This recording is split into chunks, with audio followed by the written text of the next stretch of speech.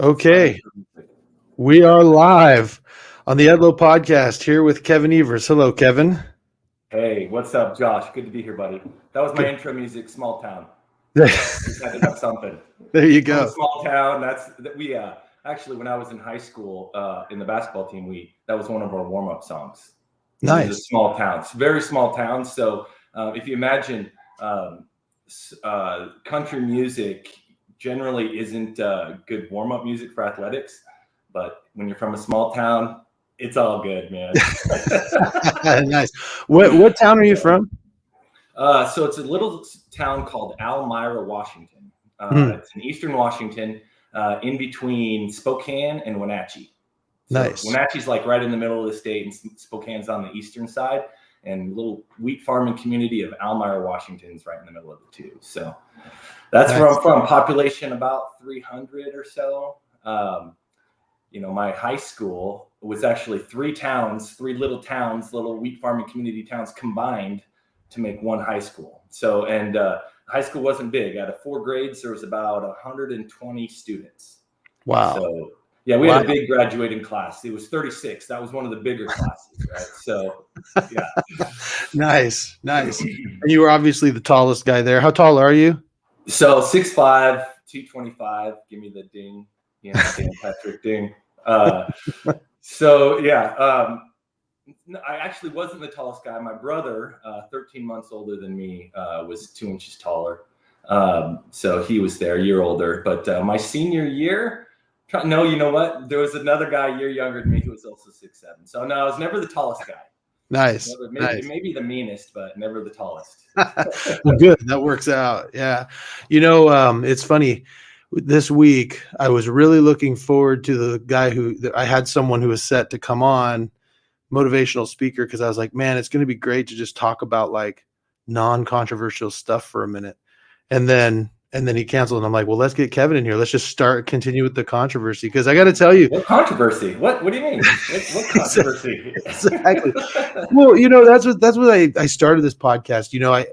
There are so many controversial issues that I don't understand why they're controversies. People think differently. And if you sat down and instead of shouting at somebody and just saying like, oh, you're a hippie, oh, you're a racist or whatever, if you just sat down and tried to, rather than listen to respond, but listen to understand, you might understand something about each other. And the last podcast I tried so hard. It was actually kind of taxing on me. I was surprised at the response when I had polyamorous Ruth on, because, I've never had so much of a response to a podcast. I mean, it's not like I've done a lot of these. This is my 17th, right? So it's not like I'm a pro, but yeah, like I thought I was going to get a ton of feedback on Sean Kanan, the Cobra Kai guy. Yeah. And no, like that was the one I got. The wide range of visceral reactions was like so surprising. Not visceral in that they were all necessarily bad, but very strong. I had some people who were like, I very much identify with some of the things she was saying about church. Some people were like, I think that's total BS. Some people were like, with the polyamorous stuff, they were like, that just sounds insane. Some people were just very fascinated by it. And the interesting thing, that the story I'll tell, this is a little bit of inside baseball, but about a half hour before, so Ruth was going to come on and come out on the podcast. And about a half hour before, she decided not to. And for me, I was like, I'm so happy that you didn't. Because like I've known Ruth for a long time. I know her family. I know her kids. You know what I mean? And I was like, they're going to hear this, And so I was like, so it took that element out of it. But the funny thing was just a few days ago, I got a message from her sister. And her sister goes, I heard your podcast. Pretty sure I know who that was. And my response 6 siblings in our family. Yeah, and my response was simply, I told Ruth that I would never tell anybody who she was. And so I'm going to keep that anonymity. And she's like, you don't have to tell me. I know it's her. And I played like it wasn't, the whole time. I just played and I was like, I'm not going to say one way or the other. But it was really cool because at the beginning she was like, her reaction was a little strong. Like, and I said, well, and she'd only listened to like 20 minutes of it. And she was kind of like, should I continue to listen? Am I just going to get really angry?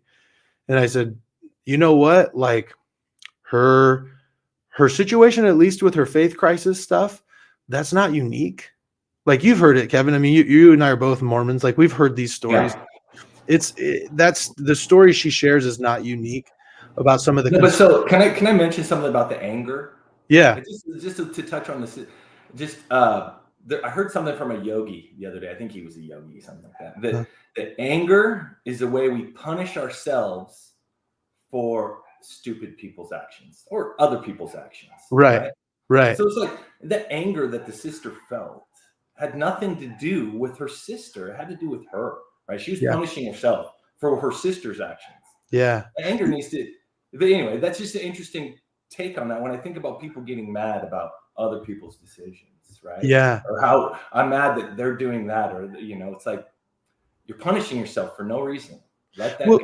Well, when I because we messaged for a little while back and forth, and when it came down to her just simply saying like, I was there, for her childhood, and like I don't think that that's what really happened. And I go, well, and I don't think I said it in this way, but I was like, maybe your experience was different, and maybe you don't think that that's reality, but for her, that experience was very real, right? And so if you continue to listen, I was like, after you get past the faith crisis stuff, it does get a little wild. You know what I mean? Like it's not something you're used to hearing, right? And so I was like, but I think if you listen to it, and she's like, and so as she listened, as she continued to listen, she sent me another message, and she said, I appreciate how kind you were to my sister, and that you were allowed her to tell her story. Because look, there was stuff I didn't agree with in her story, and her and I have had offline conversations about some of the things I don't agree with.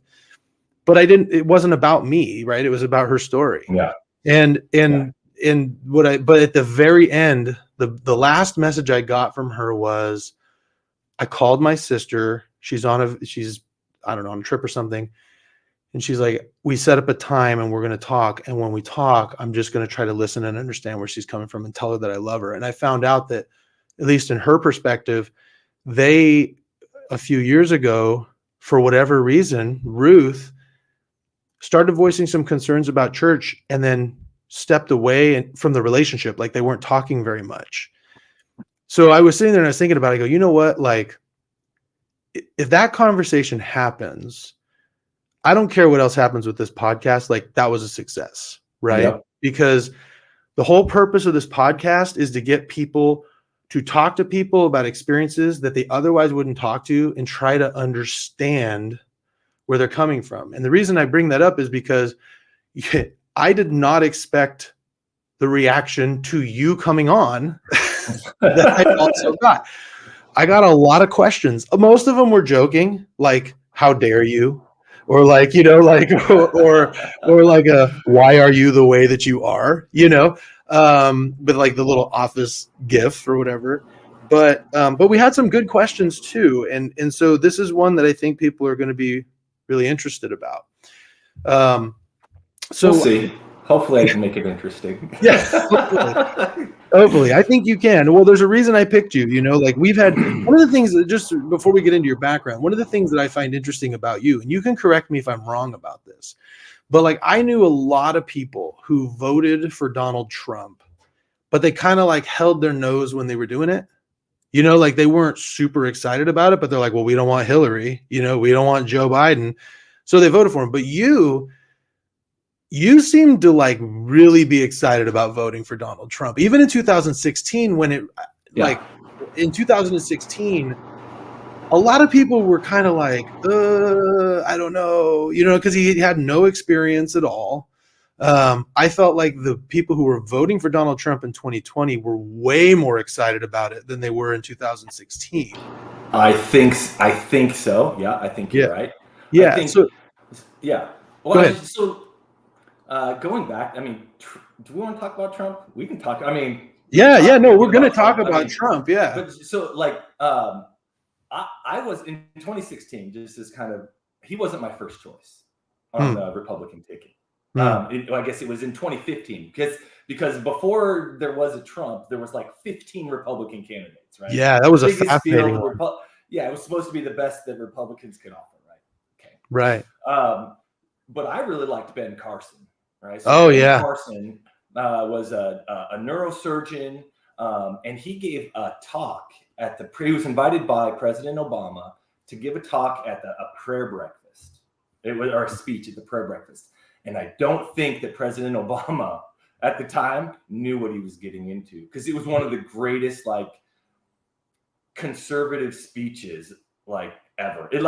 It just launched Ben Carson onto the scene, and everyone's like, whoa, who is this guy? Anyway, so I was attracted to him. I thought he was brilliant. He was mild-mannered. He was super articulate, and I was like, gosh, he's going to bring something different. So that was my guy in 2015. I was behind, okay? But little by little, who's this? Trump's not real, right? No one thought Trump was real. Right. Nobody thought Trump was real, right? No, I certainly didn't. No, I didn't think Trump was real until all of a sudden he started gaining ground, and you're kind of listening. You start thinking about it like, okay, I'm tired of all these politicians. Like, everyone's so slimy and political. This is my perspective now. I just was like, what? I want something different, which is why I wanted Ben Carson. And Trump's different. I like he's a businessman. I like that he's not a politician.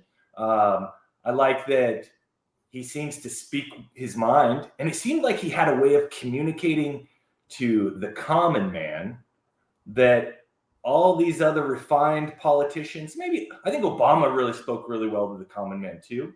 But a lot of people, Hillary missed it. I think George Bush's missed it. They couldn't really connect.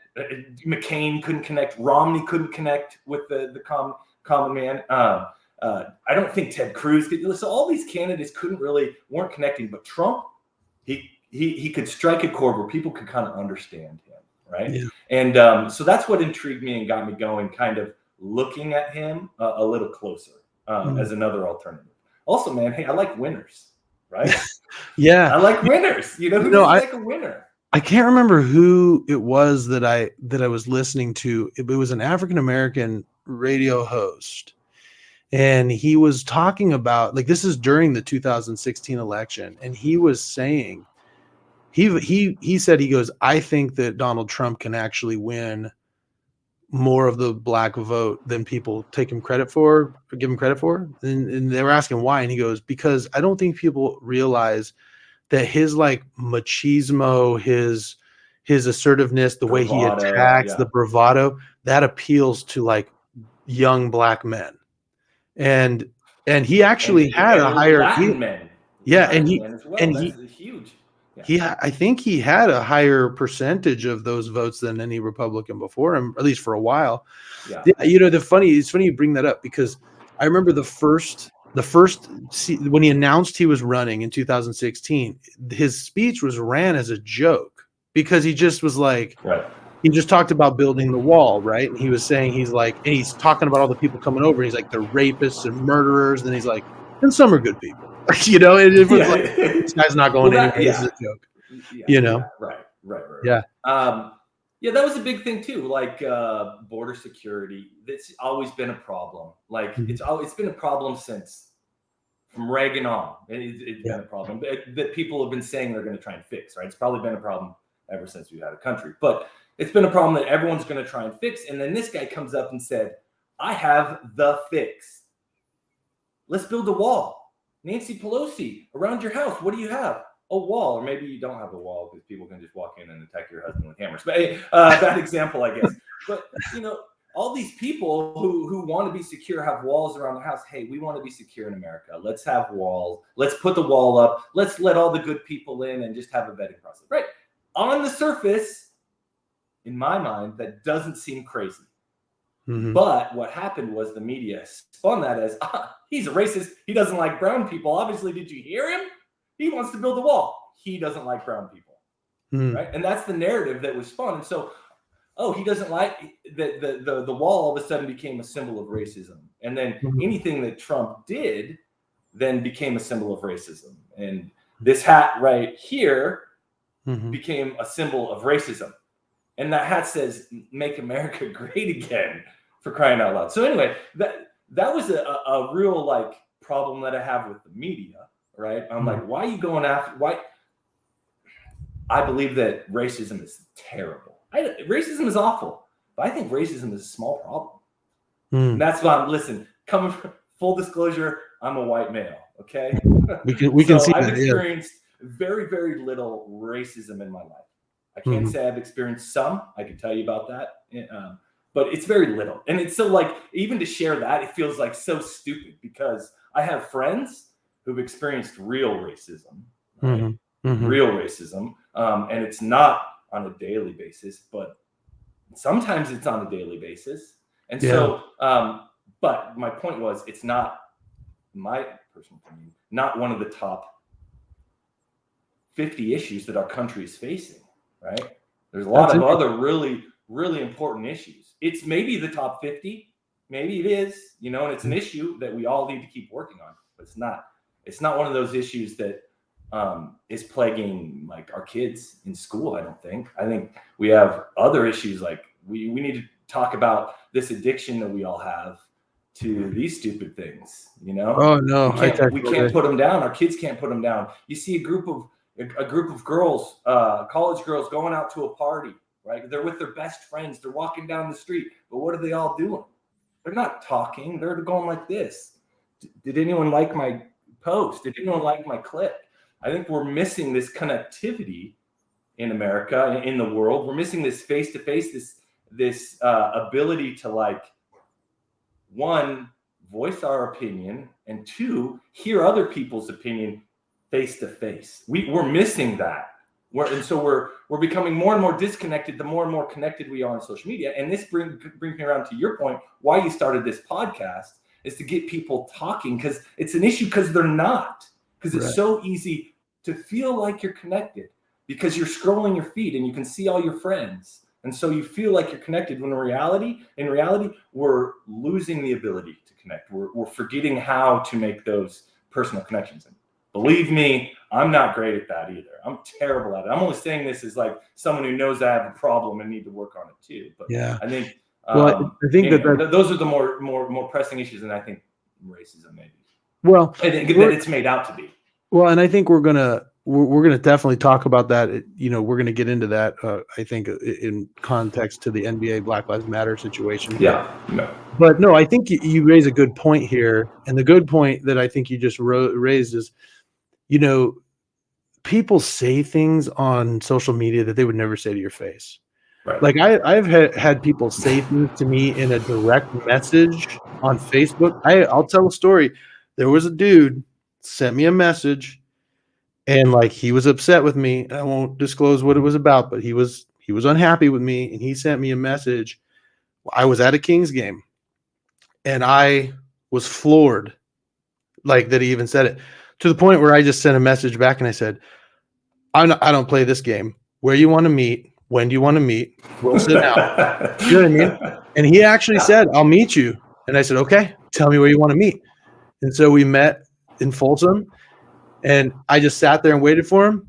Nice as could be, as you could be. And, you know, didn't say it wasn't. Yeah, in person it's nice. And I sat him down. I go, hey, man, so I'll let you say whatever you want to say. And then I'm going to respond. And we did. And we had a cordial conversation. And at the end, I go, now, here's the thing. Next time I get a message like that, it will not be cordial the next time we sit down. Okay. I was like, you got a problem with me? Fair enough. I'll hear you out. But that's the type of thing, right? That was an example to me. People are saying all these terrible things, calling people all these terrible names, going after their jobs and doing these things. When I bet if they sat down and really had a real conversation about what their concerns were, I think they'd see we're all a little more the same than we are different. We're so similar. I mean, it's unbelievable. It's like, I love, you ever watch or listen to the Joe Rogan Experience? Oh yeah, that's like my sure. thing. I love Joe Rogan. And so he brings on a lot of interesting guests and people from different cultures, different walks of life.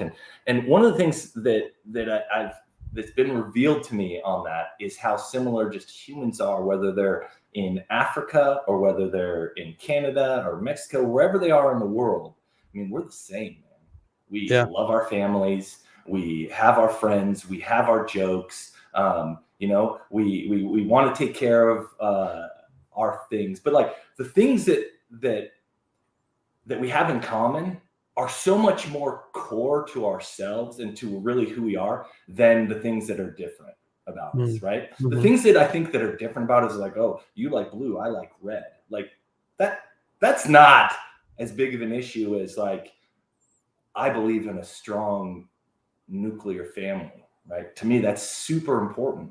That I can be a patriarch in my family, that I can be the head of my family, I can lead and guide and raise my family. Like that is a theme across the world that fathers all can say that we will unite behind, right? Like I don't know what the percentages of fathers that feel that way. I'd say it's 80 to 90%. We could say we have that in common, and that's a core belief to ourselves, right? And I know I can speak for myself and say that, yeah, that's 100%. Like I take great ownership in my children and making sure that they're taken care of and they're raised right. Yeah. Yeah. And that is your responsibility, right? Do you believe that's your responsibility? I mean, is it your sacred responsibility to do that? I believe it's mine. Like as a father, like I brought these kids in, it's my sacred obligation to raise them and protect them and make sure they do the right thing. So that's core to my belief. And I think that when we start with those types of core values and beliefs and we build, oh, I believe that. Oh, I believe that too.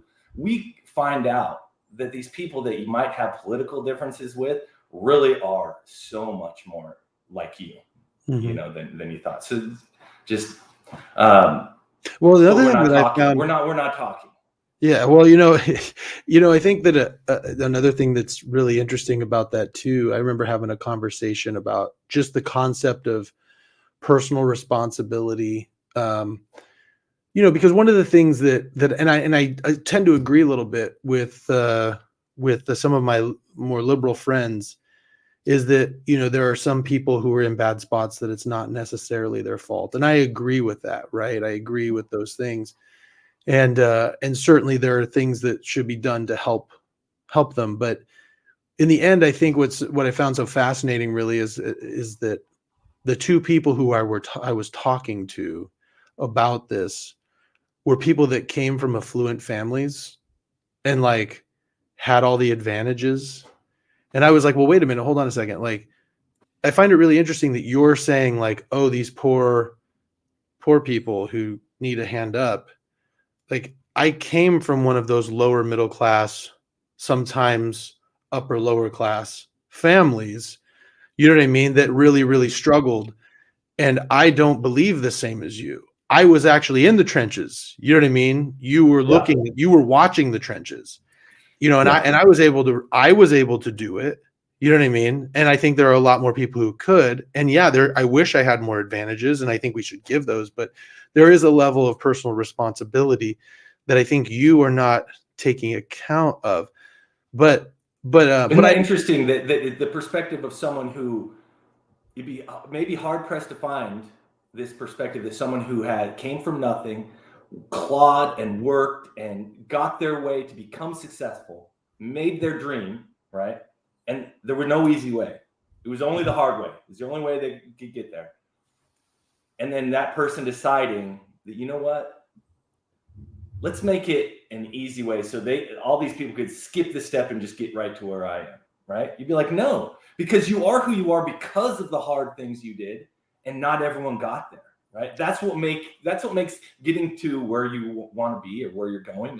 You know, I hope that you haven't reached your end, right? You're only where you are now. So right. But you are where you are now because of all the hard things. And not everyone has got there. People fell down along the wayside, or they quit, they gave up. And if you make it easy on the next guy, you're doing them a disservice and everyone else who comes back behind them, because they're not getting the same benefit of the things that you learned when you got there. You know, it's funny because I actually think about that with my kids. Like I had to claw and get there, and then I've gotten there, and I've kind of I've already kind of set up a path for them that they're not clawing like I did. And I've had this conversation. I just had this conversation, part of a long conversation I just had with my oldest son just last night, where I was just kind of like, dude, I don't know where you're going to find that grit. You know what I mean? Because like there were so many, I really learned what I was made of when I had to figure it out. You know what I mean? Like there was no other choice. Like I didn't have a safety net. So it was like sink or swim. And so I figured out I could swim. In some of those places, I don't think I could have figured out I could swim if I didn't have to. And he's not going to have to. You know what I mean? And so it's like, so I talked to him quite a bit. I'm like, dude, I don't know where you're going to get to that extra gear because I didn't get there until I needed it. So if you never need it, you never old adage. It's the old adage that hard times make hard men make good times, and good times make weak men. Yeah. And then weak men make hard times. Weak men make hard times. Right. Yeah. So this is the circle. So dang it. Like I come from, like you, I came from a lower class family. My mom was divorced, single mom. We were very dependent on welfare, but it wasn't government welfare. It was church welfare. So luckily there was that safety net for our family, or, I don't know what there would have been if we didn't have that, but we got food from the church. Like, I remember with my mom, filling out how many loaves of bread and how many gallons of milk and how much blocks of cheese and, whatever, all the canned food. But that's where we lived, man. I never got to have Jiffy, man. Jiffy peanut butter. We had this peanut butter that came from a can that had this like oil level, like an inch of oil on top, and you had to like mix it all in. Like I was like, what is this? You try and make a peanut butter and jelly sandwich. That stuff that like tears the bread. It's so, right. Anyway, so you growing up like that, right? We struggle. You come from that. You come to now where.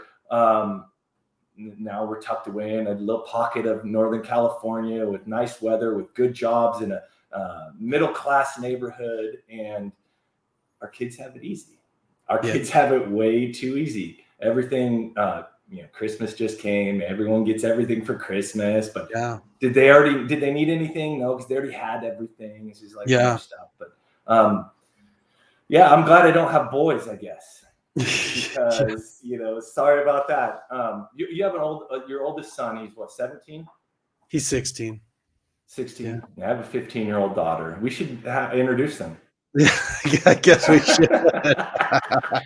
Yeah, well, like I said before, there's a reason why I picked you for this, and that is because, I told you offline, like I have a lot of friends who are Democrats who they view Trump supporters as like these poor coal miners in the Midwest that married their cousins and they just love Donald Trump because they don't know anything. Did you know Debbie and I were cousins? Oh yeah. We actually are like 11th cousins, twice removed or something like that. Oh, you went through the family situation. Yeah, that's kind of weird. But I think it's only through marriage. No, there's no bloodline. Yeah. Okay. Yeah. Luckily we're not. But no, I'm not one of those. But I guess I could kind of tell you how I came to be me. Well, that's what I want to ask. So what I do know about you, it's funny, as I was getting through this, I was really like, I don't actually, Kevin, we've been friends for what, 20 years? And I don't think we've ever really talked about like where you came from. I know you played ball in college. Where did you play at college? So I played first at Wenatchee Valley College, which was a little community college in Wenatchee. And then so I played there for 2 years, and then my coach is like, where do you want to play next? And I wasn't recruited out of JUCO, right? He's just like, where do you want to go? And so my girlfriend was going to this college in Oregon, this George Fox University. So I said, George Fox and this other University Pacific, and I'll go on this little tour down there. And he made the connection. I went on the little tour, and Pacific came through and said they wanted me. So I ended up going to Pacific University for my junior and senior year. So okay, all right, that's in Forest Grove, Oregon. Okay, and then did you graduated, right? Yep, graduated. Yep. What's your degree in? English Lit with a minor in coaching. Nice. Okay, and what was your plan with that? Yeah, so my plan was college professor, college basketball coach. Kind of get into coaching teach on the side, and then the goal was to go full on into coaching. Nice. And make that a career. I loved coaching. Right out of college, I got hired on at the local high school in Forest Grove. First in the spring to coach the varsity on like a spring league, because the high school coaches couldn't do it or whatever, some rules. And then in the summer to take the freshman team and the junior varsity to like basketball camp. And then they hired me on as the head JV coach there. So I coached there for a year, and that's when I was like, oh my gosh, coaching is the next best thing, man. Like if you can't be competing, coaching is it, because you're in some ways more involved, other ways not as involved, but you kind of have your hands on all the levers, you know, so it's kind of exciting in a different way than actually playing. Next best thing, I think. So, so that was, go ahead. I was going to say my coaching experience doesn't go that far. I've coached my boys through school, and dude, my blood pressure just boils. Because I was competitive. I mean, I didn't, I went on a mission soon right after my college. I know you went on a mission later and after you'd finished, but I went out right after. And when I came back, I had to work. So I didn't do the junior college route or anything like that. But I competed pretty heavily, and man, when I see the kids now, and like, it's a different deal, because they're, when we were kids, we were always out playing basketball just with our buddies, and they're all kind of sitting inside playing video games, right? So they come in fourth grade, and half of them have never played the basketball before in their lives. And so you're sitting there and you're just like, I found myself screaming at refs and just like, you know what I mean? I just was like that guy. I couldn't imagine that. No, I never ever swore at refs or yelled at refs. Right. So yeah, that was tough. But so you wanted to be a coach, and then go ahead. But that didn't really work well. So let's go back a little bit. I was the son of an opera singer and a wheat farmer. Okay, that's kind of my duality there. So my mom professionally trained opera singer. In 1981, she went to the Metropolitan Opera, which is like they have an annual competition, and she actually won her region, right? In opera, as a mezzo soprano. So she's done operas all over the country. She's traveled all over the world. Like she's great, like very high level opera singer. So I was always exposed to this high level of sophistication, class, kind of elegance on one side, right? And then my dad, he's a wheat farmer in Eastern Washington. So there's the kind of the down to earth kind of, pick yourself up by your bootstraps. If it hurts, rub some dirt on it and get going, right? So that's kind of the duality of my childhood. But my parents divorced when I was young. I was like 4 years old. 3 years old when they divorced. And so my mom moved down to California and my dad was in Washington. And so that's hence the single poor mom. Then my mom got remarried and was married to him for 4 years. He was abusive. He was a jerk.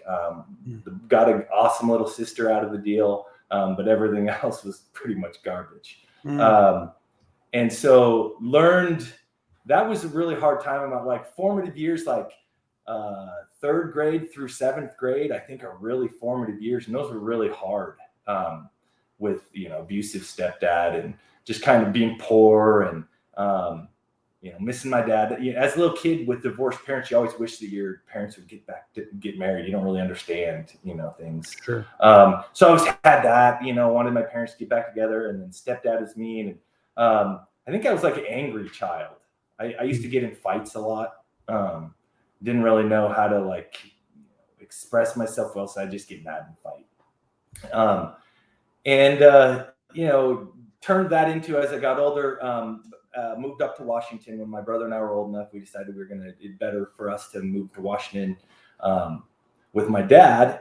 And then, which in some sense really was great, because we got out of California we were a big city. Like I said, when I started, my high school had 120 kids. Well, I came from, though, my junior high when I was in seventh grade was 715 kids, just seventh and eighth grade, right? And I was in Petaluma.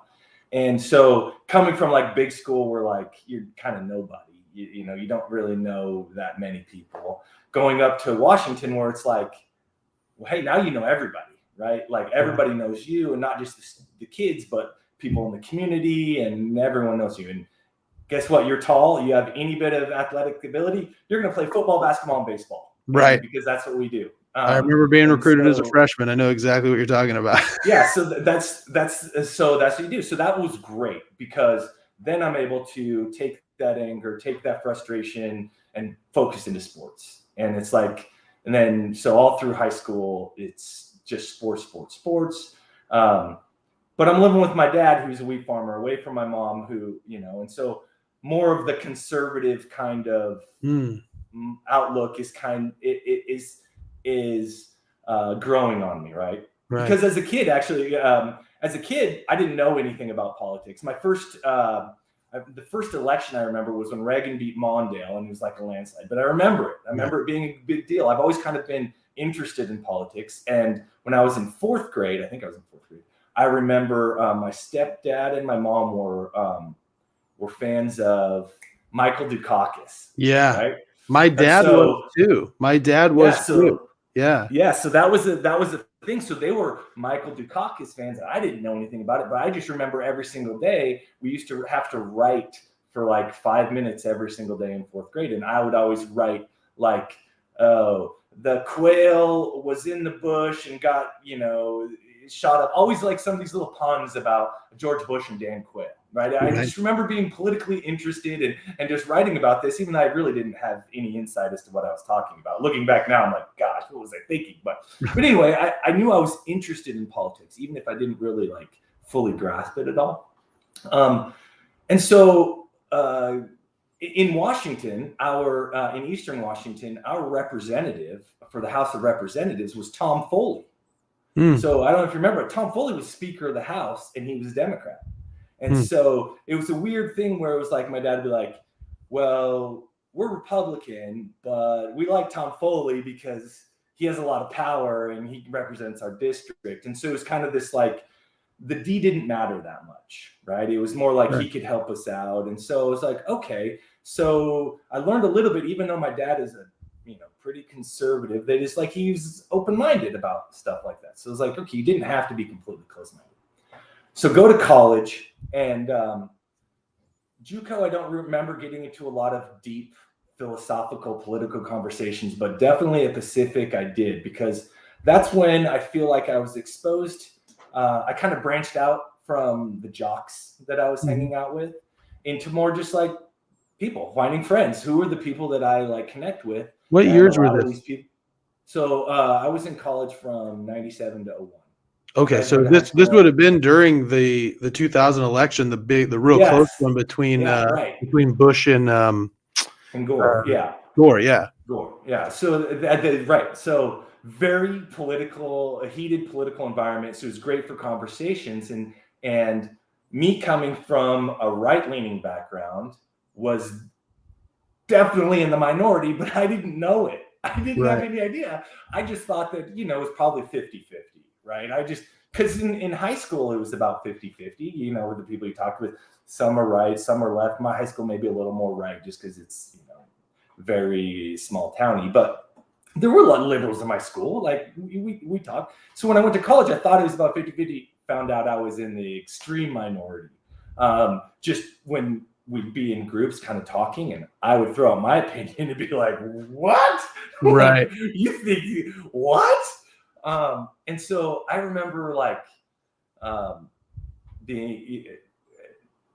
enjoying college, and to put it one way, and then just writing poetry about, because I was a lit major, about these different conversations, I remember one kind of prose I was writing, like communist or socialist, what is the difference? And it was like, inspired by this conversation I had with this guy, who was pro-socialist. And I'd never spoken to anyone in my life before who was pro-socialist. And so it was very like eye-opening and enlightening for me. So college, especially at Pacific, was great for me to kind of get the full perspective. I didn't really have the full perspective from the right and the left, and I probably still don't. But at least from my own little world, I was able to really talk to some people who I respected and cared about, and who were really smart, who had totally different opinions than me, and we were able to just communicate back and forth respectfully. So that was great for me. I learned it was possible in college to do that. Yeah. You know what's interesting about that? So you went to school from 97 to 01. I did it a little differently. I went on my mission in 2000, came back in 2002, and went to school after.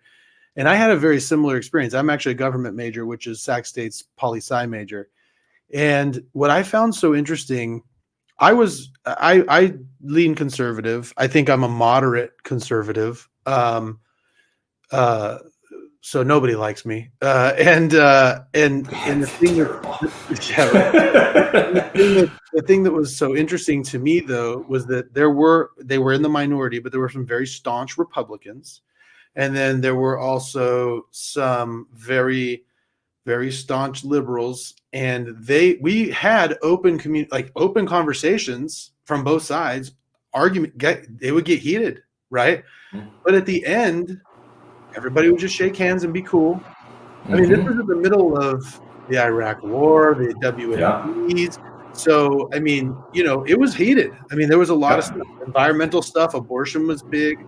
This was right at the beginning of the discussion of same-gender marriage and the LGBTQ, lobby beginning. Yeah, like all of them are becoming a part of it. So we had all of that, and everybody could have conversations, which surprises me now that people can't. That people they just start shouting at each other. And man, I'm the same way.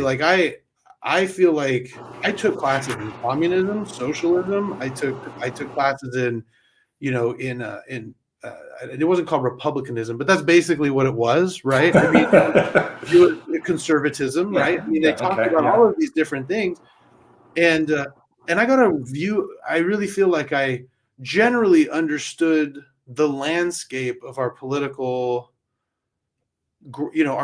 landscape of America. And I wouldn't have gotten that if everybody was just shouting down all of the people who believed one way. You see, right. And so, so it's really interesting. Now you go to school. Yeah. So I come out of there, I think, kind of galvanized with my beliefs. It wasn't like they were shaken, because I felt like they were through a refiner's fire. Yeah. Because I was in the minority, and I was constantly having to explain why I believed, and hearing their opinion on why I shouldn't. And a lot of times I like to argue. Like as a kid, I wanted to be a lawyer. I wanted to be Josh Edlow when I grew up. And so I didn't make that, because I like to argue. And a lot of times I just like to argue because I want to get to the bottom of a point. I want to get to the truth on something. And so a lot of times I'll kind of lean into an argument that I don't really believe in, to see if the person on the other side has the wherewithal to convince me of the other side or this side. You know what I mean? So I want to push that. I want to test your resolve, or I want to test your beliefs. Do you really believe? How much do you believe in it? Can you give me a compelling reason that maybe will help me rethink mine, or even better yet, convince me over to yours? And so I like to kind of play devil's advocate on different things to see maybe I can switch sides. And so I wanted to be a lawyer. I like to argue. Went to college, got a lot of that back and forth, and felt like came out like, okay, I'm pretty sure these are the things I believe. So that's actually a good way of discussing freedom of speech. The thing that I've always believed, and I still believe this, even if there are things on both sides, whether it's on the left, on the right, whatever you want to say, that I vehemently disagree with. But I believe that if you let people talk, that eventually the best argument wins, right? Like whatever the best, most logical argument is, it wins. So, if you got somebody who's a blatant racist, Nazi, like actual Nazi, talking these things, okay, that is low level speech. It's not going to win, even if it gets even if it gets a few more people in there, in the end, it's not going to win out. The best argument is always going to win. So yeah, again, this shouting people down, the thing that really, I think, concerns me about that is it's not like shouting down somebody is ever going to make their opinions go away. It's just going to bottle them up inside, and you're never going to understand where it comes from. Or have the opposite effect. Well, why won't they let him talk? Who is this guy? Let me look into him. And then could cause more people to actually hear what that person has to say by looking them up online or listening to their podcasts or whatever, just because they're like, well, why can't I hear? You know what I mean? What's so dangerous about that? Now I'm intrigued. It's the Married with Children effect. You remember Married with Children? Oh yeah. So, for you youngins who might be listening to this, Married with Children, the Fox network was about to go bankrupt, and Married with Children was like 10 out of 10 in the ratings when it had first started. And then a conservative woman wrote a letter because an episode was too smutty in her mind. So she wrote a letter out there saying, we don't want this on our TVs, you need to shut it down. And it got big stream news. And the next thing you know, everybody wanted to watch Married with Children. And then Married with Children just turned up the smut because people were turning in to watch. And it built that, plus The Simpsons basically built the Fox network into what it is today. So, her idea of turning up the idea of this smuttiness actually ended up saving Fox network. And that's, so yeah. Isn't that interesting? Yeah, it is interesting. Yeah. So so now it sounds like then at least your mom and your stepdad were Democrats. Your dad was a Republican. So yeah, my dad's Republican, but he said, he told me, because again, he wasn't super political or politically interested. He said the last time he had voted, maybe it was the first time he had voted, was also the last. He voted for Nixon.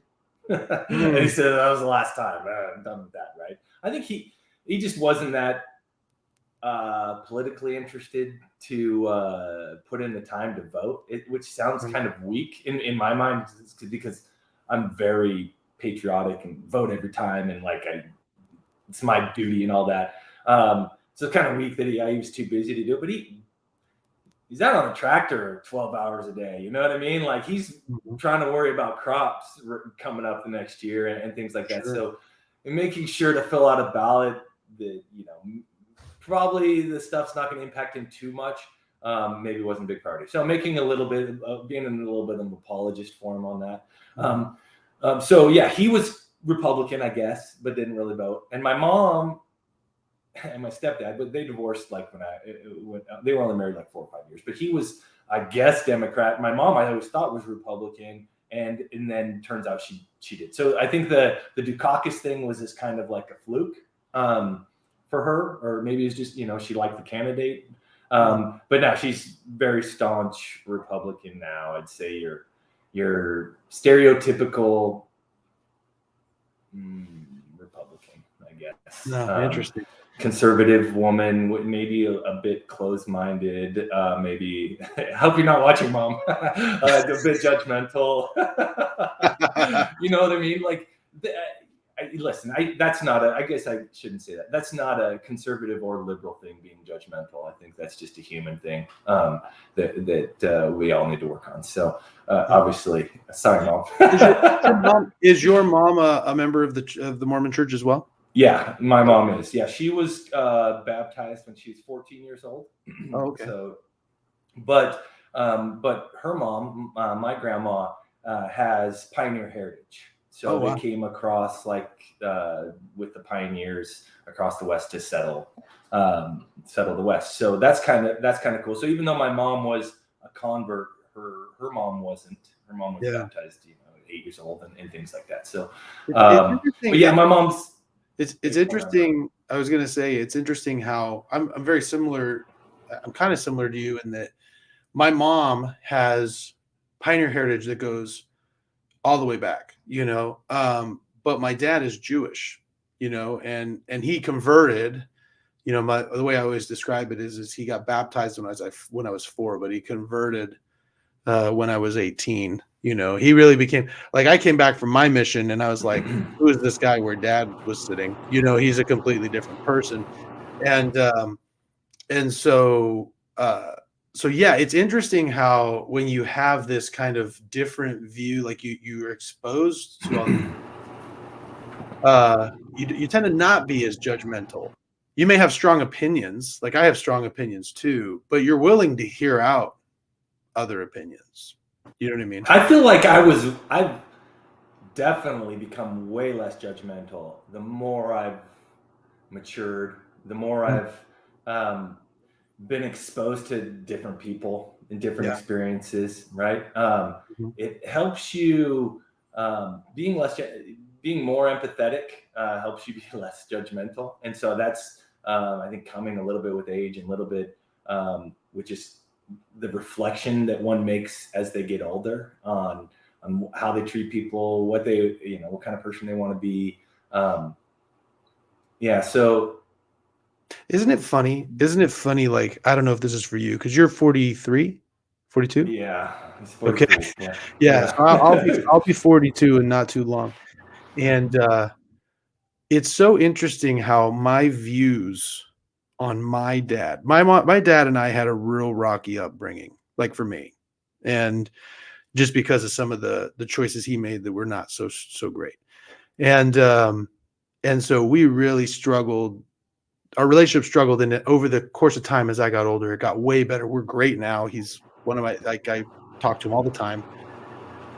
But it's so interesting now in the spot I'm in now as a father with teenage kids. Like, I have a completely different view of that time.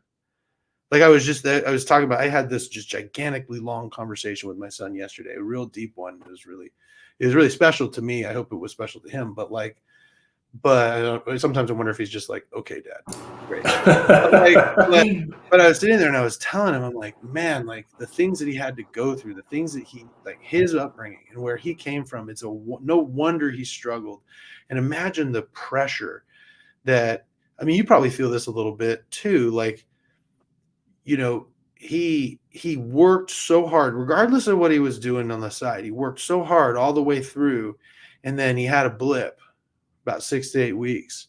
And just in 6 to 8 weeks, like, boom, everything's gone.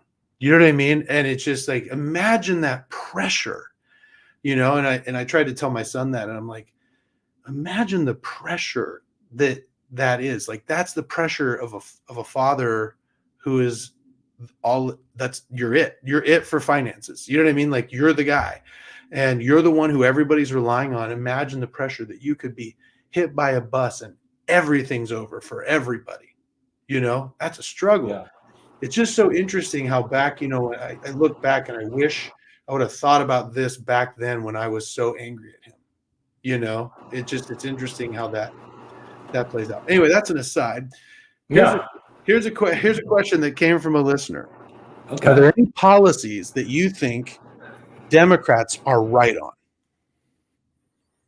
Oh yeah, there's tons of policies Democrats are right on. Let's see. I think that let's start with some easy stuff. Women's rights. Mm-hmm. Yeah, easy. LGBT rights, easy. Absolutely. Everyone should have equal rights as a human, right? Where we get crazy now, is when we decide, when we talk about women's rights, what is a woman, right? Oh, yeah. So that's where it can get crazy. Whose rights are we stepping on here? Are we stepping on the women who were born women, or the women who are saying they're women? Whose rights are more important? So that's where it gets crazy. But where I agree is, yeah, absolutely. There should be equity of opportunity for everyone. Like, everyone should have an equal opportunity to succeed. Now, there's a distinction between an equal opportunity, right, and an equal outcome. Right? I don't believe in the equal outcome. That's a distinction. So one of the things I believe on, and maybe liberals agree on this, that everyone should have an equal opportunity. I would guess that everyone agrees that, yes, equal opportunity is something we can agree on. And then the distinction is the equal outcome. Right. No, because not everyone puts in the same amount of effort. Not everyone has the same amount of skills or, well, I don't know if that's intellect. necessarily true, because I think that some, not all, but I do think there are some conservatives that don't even necessarily believe in equality of opportunity. Maybe they agree in equality of the law, right? Like you have the equality in law, but if you're in a worse position than somebody else, I mean, that's just the breaks. You got to work, pull yourself up. No, okay, so that's right. So, okay, let's talk about equal opportunity. So that would be like you and I both, or whoever, regardless if you're a man, woman, black, white, green, we all have the opportunity to apply for a loan, right? We all have the opportunity to apply to college, right? That's an equal opportunity.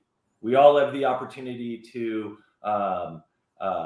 apply to jobs, right? Those are opportunities that we all have, that if some people have them and others don't, then that's in my mind a problem, right?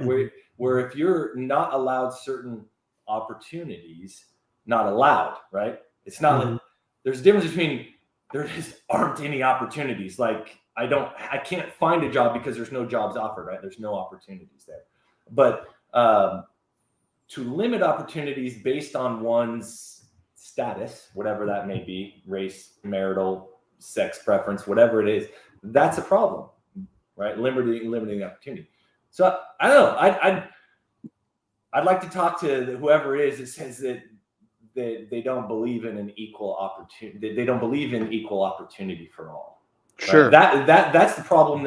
That's where we run into, racism. You can find where people are maybe abusing their power. Sure. Well, I think it's more. I think what I'm getting at is some people, like, for example, equality of opportunity means, yeah, like you should have an equal opportunity to the same equal education as someone else. So if one school is not doing as great as another school, we should be able to give that person a better, to even the playing field, a better opportunity to go to school. Or for example, hold on. So opportunity, they can't go to that school because it costs too much? No. Well, yeah, that could be that's a good example, right? So somebody has problems with finances, right? So they don't have the same opportunity. They could get in, right? But they don't. So they have the opportunity to go. They have the opportunity to apply. Sure. But they don't have the means to pay for it. Right. I think I don't see that that's not an opportunity, because they might have the opportunity. Well, so that's where it gets dicey, right? Like that's where you're saying there's an equality of outcome. The outcome is you get to go to college.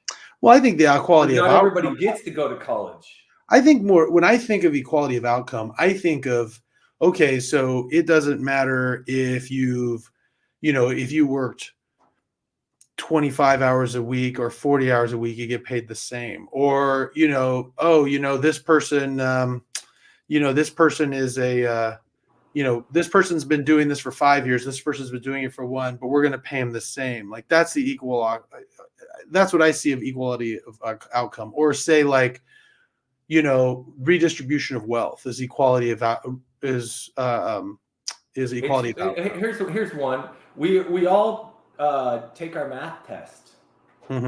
Some people studied a little, and some people didn't study at all, right? But we all get a C. Yeah, that's equality of outcome. Yeah, I'm totally against that. Right. I think this is the thing that I think is so funny, is that I think that most people are. I think where we really have problems, right? Well, I'll tell you who is. Hold on. I'll tell you who's against it is the people who got A's, B's, and C's. Right. And the people who are for it are the people who got D's and F's. Right. Because they get raised up. I think you're right. I think you're right there. But I think what the problem here in a lot of these situations is that we can't even agree on definitions, right? Like you brought up like a woman, right? Okay, well, your view of a woman and a trans person's view as a woman is going to be very, very different. So it's hard to have a conversation when you can't even have an agreement of the definition. You can't even start, right? So like equality of opportunity. Well, what does that mean? Well, if you think equality of opportunity is, yeah, you can both apply for the loan. And the other person's like, well, hold on. I think equality of opportunity is this guy gets the loan. This guy wouldn't get the loan because he's in a bad spot. So we're going to give him a little bit of a bump. That's my idea of equality of opportunity. This is where the problem becomes. And I don't think there's enough conversation there, right?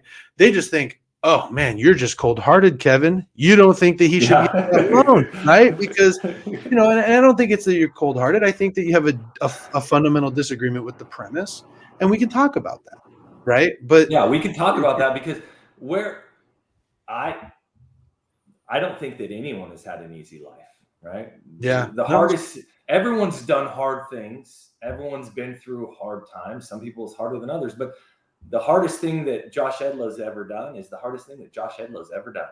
Mm-hmm. Right? And you don't know any harder than that. Anyone else, they only know the hardest thing they've ever done. So it's hard to have that perspective. But how do I lost my train of thought on where we were headed with that. I thought I was going somewhere. Try doing that. You talk about being a lawyer. Try having that happen in a deposition. That is awkward. I've had a couple of recordings that I was like, delete. So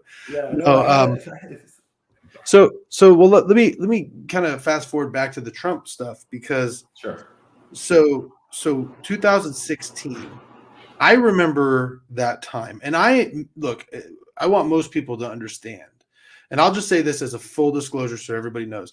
I did not vote for Donald Trump in 2016, nor did I vote for him in 2020.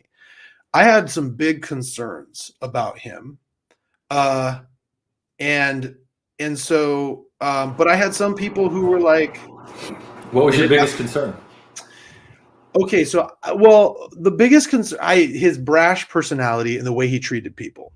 I am somebody who I believe, and some people don't, but I believe that the president is the moral compass of the country. I didn't like Barack Obama's policies, but I'll tell you what, he was a statesman. President Bush, absolutely. President Bush, there were some things I liked, some things I didn't like, but I tell you what, hell of a statesman. You know what I mean? Donald Trump coming out and saying all those things about Rosie O'Donnell, the grab him by the pussy thing, the way that he just went after people, and it wasn't ever going after people about policy. It was personal. Ted Cruz's dad killing JFK. I mean, that was kind of funny. But I mean, all right. So these are all valid, 100% valid criticisms of Donald Trump, and his personality is his biggest asset and his greatest liability, right? Mm-hmm. But he's a counterpuncher. Mm-hmm. He's a counterpuncher, right? Yeah, I heard him say not going out and he's not looking for fights. But if you talk trash about him, if you mention his name, you better expect something's coming. Rosie wanted to fight, and he didn't start it, but he finishes it, right? I don't condone that. I'm not saying this as in any way to condone. It's just a way to explain the man and say, from my perspective, do I like it? No. Do I like him as a statesman? No. Do I agree with Josh Edlow that I want my president to be a statesman like Barack Obama? Yes. But did I like Barack Obama? No. But he didn't make our country look like a jackhole, other than when he bowed to the foreign leaders. Okay, he did do that. Okay, so that made us kind of look weak. But Trump, what he made up for in his what he lacked in his tact, right, and his kind of polish, I felt like he made up for with love for America, and I felt like that it was whatever he was doing, it was for the good of Americans. Whether that was true or not, he made me believe it, right? Mm-hmm. That with his America first, make America great again, it was like, gosh, why haven't people been saying this before? So it's like, okay, he's not the most polished, he's saying a bunch of stuff, but he's saying this other stuff that is really striking a chord with I love America, man. This is a great country. I grew up with Rambo, America, and Chuck Norris, America. And like, we have American heroes that were like, because America's the best. And, and I feel like we grew up that way, and like G.I. Joe and everything was like pro-America. And then over the last 20 years, it feels like, oh no, actually America's bad.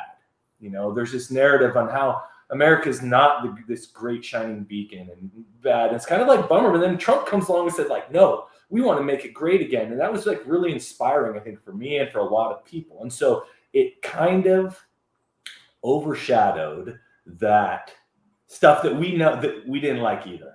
Okay. Yeah.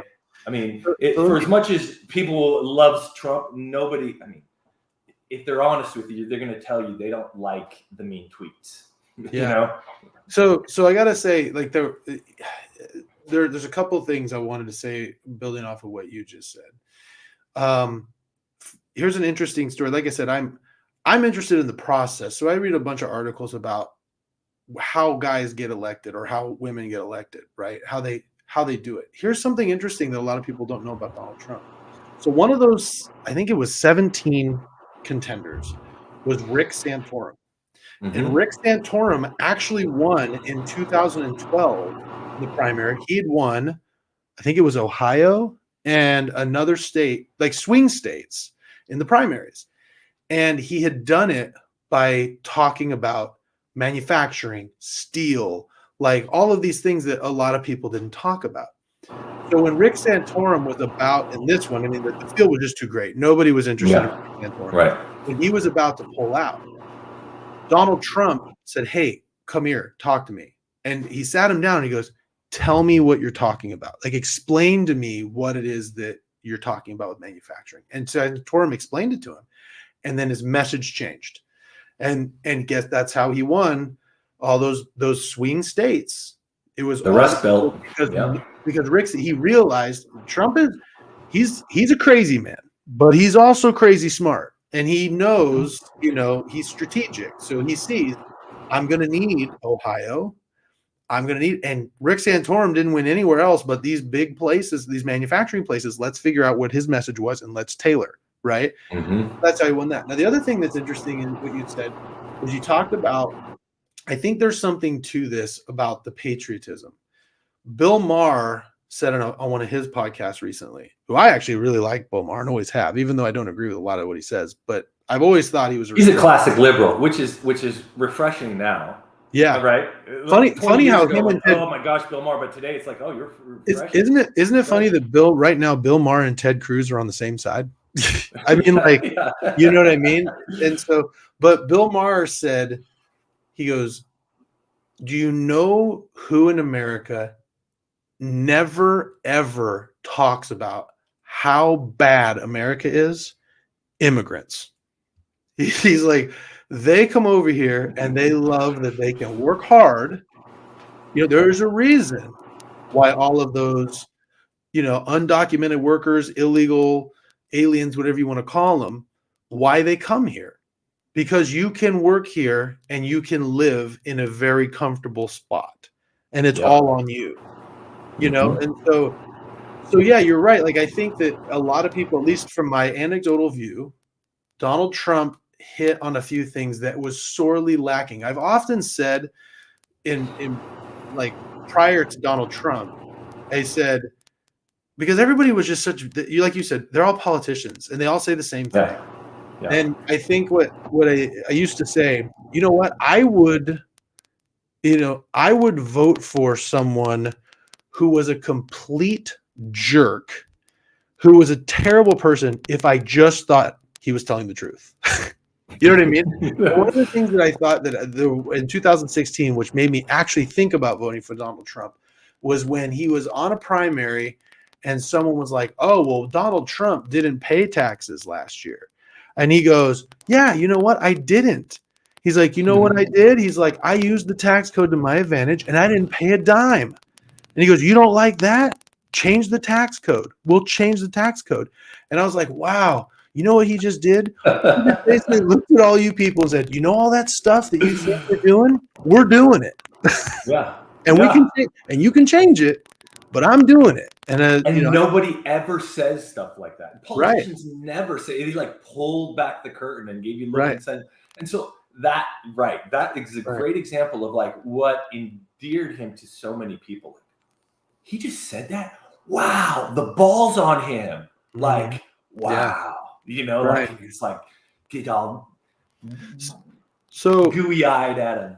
So I remember I was actually at a Kings game with a buddy when all those straights turned red, and it was shocking to me. I mean, I thought it was shocking that he won. I think everybody was. So when you voted for him in 2016, were you voting for him or were you voting against Hillary? How do you feel you were voting? No, I was voting for him. I was definitely voting for him. Yeah. And what was it specifically, like, what was it policy-wise that made you want to vote for him? Okay, so this is great because this is a major, major thing, and it was Supreme Court. Oh, okay. It was the Supreme Court. Yeah. So that was like, and obviously it paid off like more than anyone ever thought it would. Yeah, if you're talking, if you're a conservative, let me also real quick say something. Yeah. Keep your train of thought. I think personally, as an attorney, it is so problematic that we are so worried about who gets on the Supreme Court. I really am. I think it's ridiculous because if you understand separation of powers, it should not matter who's on the Supreme Court. Right. Whoever, I mean, I understand why conservatives and liberals, why it is such a big deal. It is a big deal, right? It shouldn't be because these guys, they're supposed to interpret the law. They're not supposed to create it. You know what I mean? And so, like, someone said a joke when after I sent out who was coming on, and I said, "Do you have any questions?" He said, "Yeah, I have questions about abortion." Just kidding. But the thing that I would say about like the most recent decision that came down is that is a great example of why judicial activism is such a problem, because precedent doesn't matter. It didn't matter when Roe v. Wade came around in the 70s, right? It didn't matter. They just created a law that arguably was real squishy out of the 14th Amendment, and now it's gone. So when you allow a judiciary to create law, and depending on who it is, you can have rights and have them taken away. The right way to do it is to go through the legislature. Do you see what I'm saying? So I totally understand where you're coming from. It just it bothers me. And wait, we're not going to talk about abortion, but we can talk about the decision that came down. All it did was put it back to the states. Right. And the thing, and that's my point. So that didn't legalize anything. Right. So it's up to the states. So I think big clarification is lost. So I want to make it super clear, by the way. I am talking as a lawyer, as someone who has a doctorate in law. Okay. I'm not setting my opinion on abortion at all. My opinions are, I think a lot of like members of the church would not agree with my opinions on abortion. And I think a lot of people who aren't members of the church wouldn't agree with my opinions on abortion either. I'm very middle of the road. I think it's a super complicated situation. But speaking as a lawyer who understands the law, what I'm saying is that this is the problem, right? If you allow 9 people who are unelected, picked by the president, who, depending on their political leanings, will change the law, that's not what they're there to do. They're there to be interpreted. So you're right. In the 70s, right, they took federally a right. Like, I don't even think abortion would even be that big of a deal, really, if that had just been allowed to go down the political road. I think most people agree that abortion in some circumstances should be legalized. Someone should be able to get, I mean, where that line is a question, right? And it even was after Roe v. Wade. You know what I mean? But I think the vast majority believe that it should be legal in certain circumstances. The problem becomes when you take a law that the 14th Amendment was never about abortion. It was about slavery. You know what I mean? And so expanding that to some things to fit a political leaning, you know, should that have been right? Maybe. Yeah. You know, yes, but that's not their job. And so now it's not their job to take, they shouldn't be taking it back either. Right. I mean, and so when people, we can discuss whether they shouldn't. If someone implements something that isn't right, just because they implemented it doesn't mean it should stay. Well, I guess my point is that the argument, whenever a judge would come on, right, and they'd ask them about abortion, they would say, "Oh, I won't comment on something that may come before the court." Right. But then they'd ask them about precedent, and they would say, "No, definitely, we should follow precedent." Yeah. Well, if you agree with that, then Roe v. Wade was precedent for 40 years. But then also, right, and they talk about this in the recent decision, okay, if you believe in precedent, Brown versus Board of Education shouldn't have happened because Plessy versus Ferguson was decided, right? Yeah. So you know what I mean? So that's what I'm saying is that judicial activism, the pendulum swings. Things will be rights for a while. The only reason I know about all of that stuff is just because I'm watching the judicial confirmations. The only reason I know about Plessy Ferguson and Brown versus Board of Education because of that. I was enthralled by all of those. But that's what I'm saying. I mean, for people who don't understand, Plessy versus Ferguson was the decision that said that you can have separate bathrooms for black and white people, but as long as they were equal. Separate but equal came from Plessy versus Ferguson. So Brown versus Board of Education is what was desegregated, right? So you have judicial activism. Now you can make arguments of whether things should or shouldn't happen, right? But it shouldn't be the judiciary's job, but it is. It's become that, right? And we can have a long conversation about why that is. I've actually been trying to get someone from my law school to come on to talk about this, and they just don't want to talk about it. They're just afraid to have the discussion. But anyway, back. So number one was the Supreme Court, right? Right. That was big, right? We knew there was one. We knew there was one, maybe two. We had no idea we would get RBG. I mean, that was rest her soul. She was awesome. But having Trump being able to, nominate 3 Supreme Court justices was huge, right? So that one was Supreme Court. 2 was probably the economy or the border. And then, I just loved his pro-America, America First stance. Anti-China was a big thing. No one was talking about China that much. No one was talking about how much of a competitor they are. And I actually started reading a book recently called Kill Chain. If you haven't read it, check it out. Joe Rogan's reading it currently. But the Kill Chain is all about this kind of our military versus Chinese military and how they have basically surpassed us with technology, and we're bogged down because we were still fighting wars in the way of the 1980s, still within the last 10 years with big tanks and things like that, where and our systems, for example, ships or planes in the Navy can't communicate with planes in the Air Force. They can't see each other on their radars. They're different systems completely. Are you kidding me? Things like that is just boggles my mind. And this book gets into all the details and how China is surpassing us. But anyway, so China was a big threat that Trump brought up. That they've been a threat, they've been after this, but he kind of is saying we need to pay more attention to this. We need to do better on trade. Oh, let's do better on trade. That was a big thing. Trump is going to help us out with trade. He's going to do better. He's a deal maker, right? If he's going to be able to do better negotiations for us.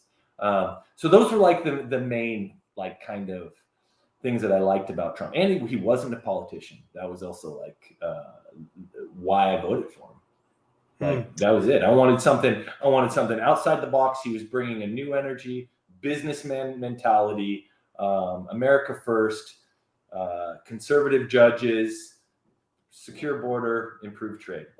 That was hitting on all the things I like. So I got to tell you, there were Trump was a mixed bag for me at the beginning. And the reason is because some of the things that you talked about, I definitely liked, like the trade talks and the China stuff. Both of those, I was someone had to say that, and and I think his look, as an attorney, I dig that he's, I saw a picture of him one time where they like all of the other they were I don't remember what deal they were arguing. I think it might have been NAFTA, but like all of the other people negotiating were all around him, and he had his arms crossed and shaking like it was a bad thing. And I'm like, Yeah. I don't see anything wrong with that. He Yeah. holds all the cards. He's not bending. And I thought, well, he's the ultimate alpha male. I mean, if you think about that, and you think about like he's an alpha, right? Yeah. He's in a room. He's the one who's in control. So you know what I mean? At least in his world. So yeah, and look, I mean that, and I also agree, China, right? Like he tried to do the negotiations with North Korea, right? I mean, he was doing things. I didn't know he was going to do that though. Full disclosure. Yeah, that was more of a liability as far as voting for him. Like the people were like, we're going to have World War III. We're like, no, we're not. I hope. You know what I mean? Right, like, right. It was like, I'm pretty sure we're not going to have World War III. Right. Well, Trump, don't say something stupid. But I mean, with that Twitter back and forth, I mean, calling him Rocket Man, you know, and things like that, with like threatening, like, oh, what are you gonna do, Rocket Man? It's like, okay, that was a little bit scary, not gonna lie, right? It's a little bit pushing, but that's just maybe his brashness kind of leaking out. So, but how he handled North Korea was not something I was inspired by or thinking that he was going to do a great job at. That wasn't the reason I voted for him. But the fact that he did it, I felt like was a huge feather in his cap. Nobody else is going and shaking hands in the demilitarized zone. You know what I mean? Sure. That's big.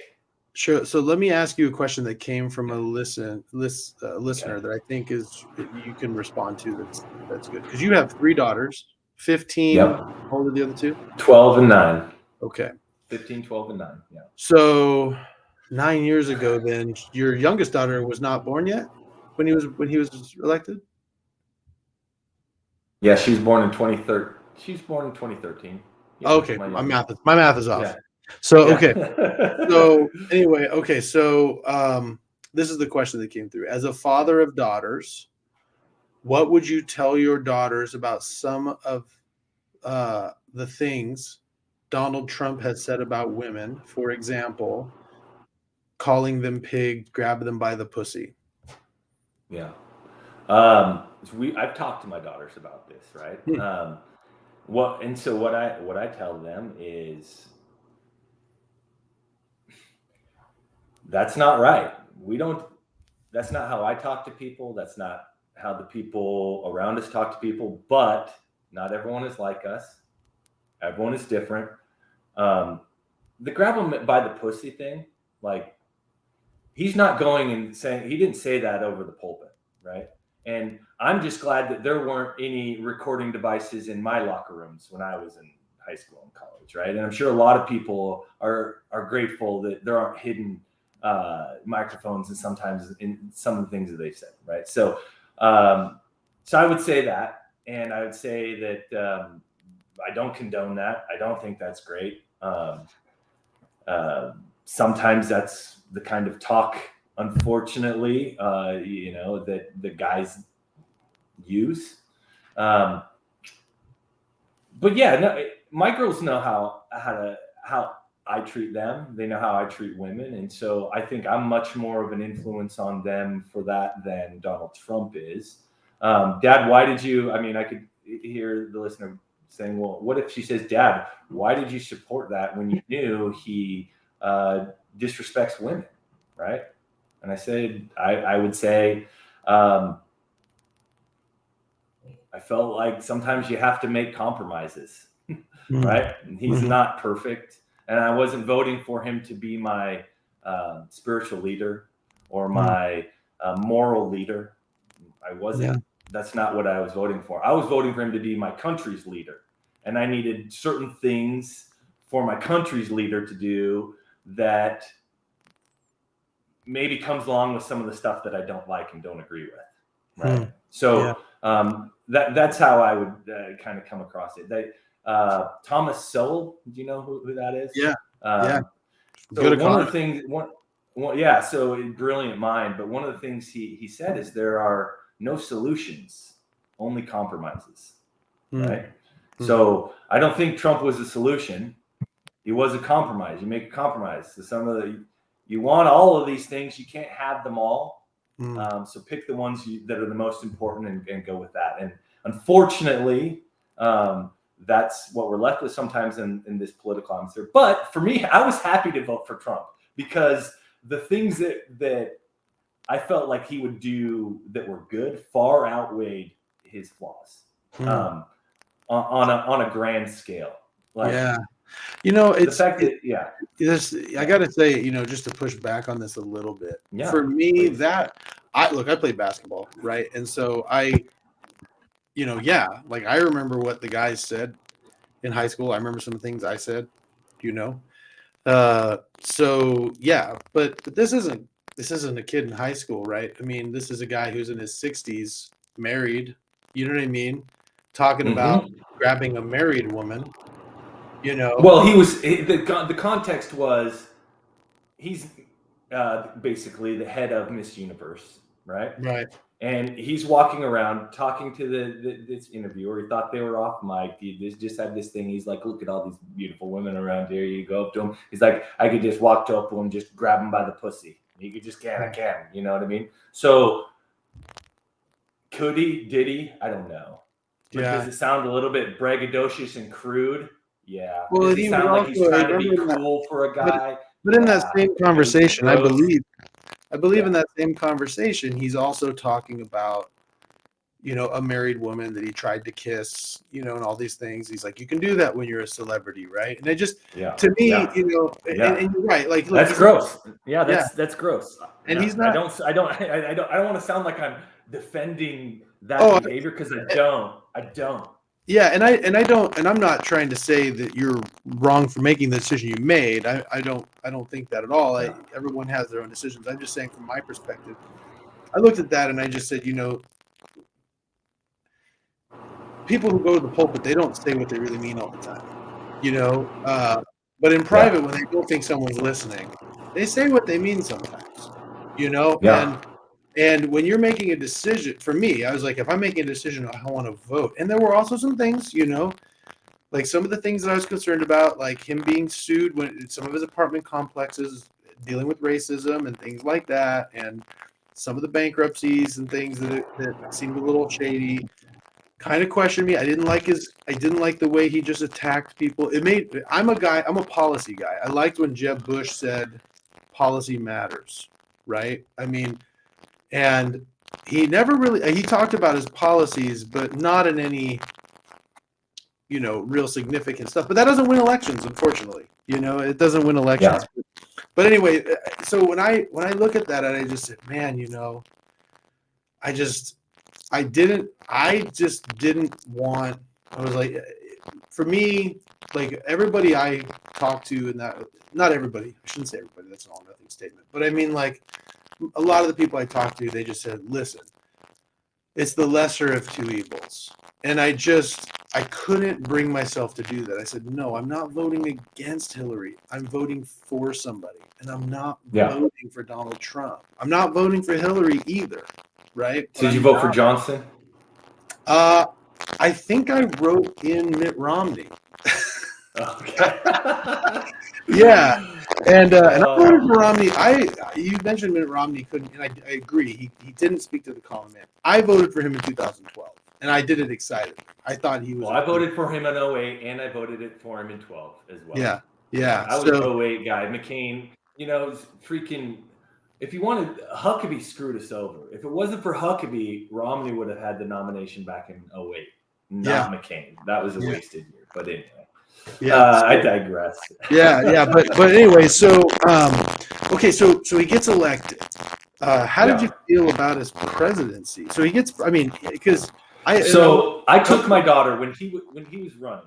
I took my daughter to in 2015 out to Sacramento Airport, and Trump came, and Rachel, my oldest daughter, and I went and saw him with my friend Anthony Gould and his daughter, and we got pins, and that was like really cool daddy-daughter. And this time he was just one of 17, right? But it was like, driving away, I was like, he may not be, but honey, that might be the president. You might have just seen the president of the United States, right? So I got my kids. They were really excited about Trump. We talked about all of it. And so on election night, it was late. The kids had to go to bed, but they were watching everything with us. And in the morning, when I go in and open the door to, hey, it's time to get up and go to school, the first thing that Rachel said to me was, did he win? With this big look on her face. And I was like, he won. And she's like, no way. I'm like, yeah. And it was just like this just awesome experience, right? So we were elated because we beat Hillary. She was supposed to be unbeatable. She was supposed to be the anointed. It was her time. It was all these things. And I didn't like Hillary. I mean, for whatever. But I loved Trump. So now to your question, he's president, right? What did I think of his presidency? I thought policy-wise, I thought Supreme Court justice-wise, I thought,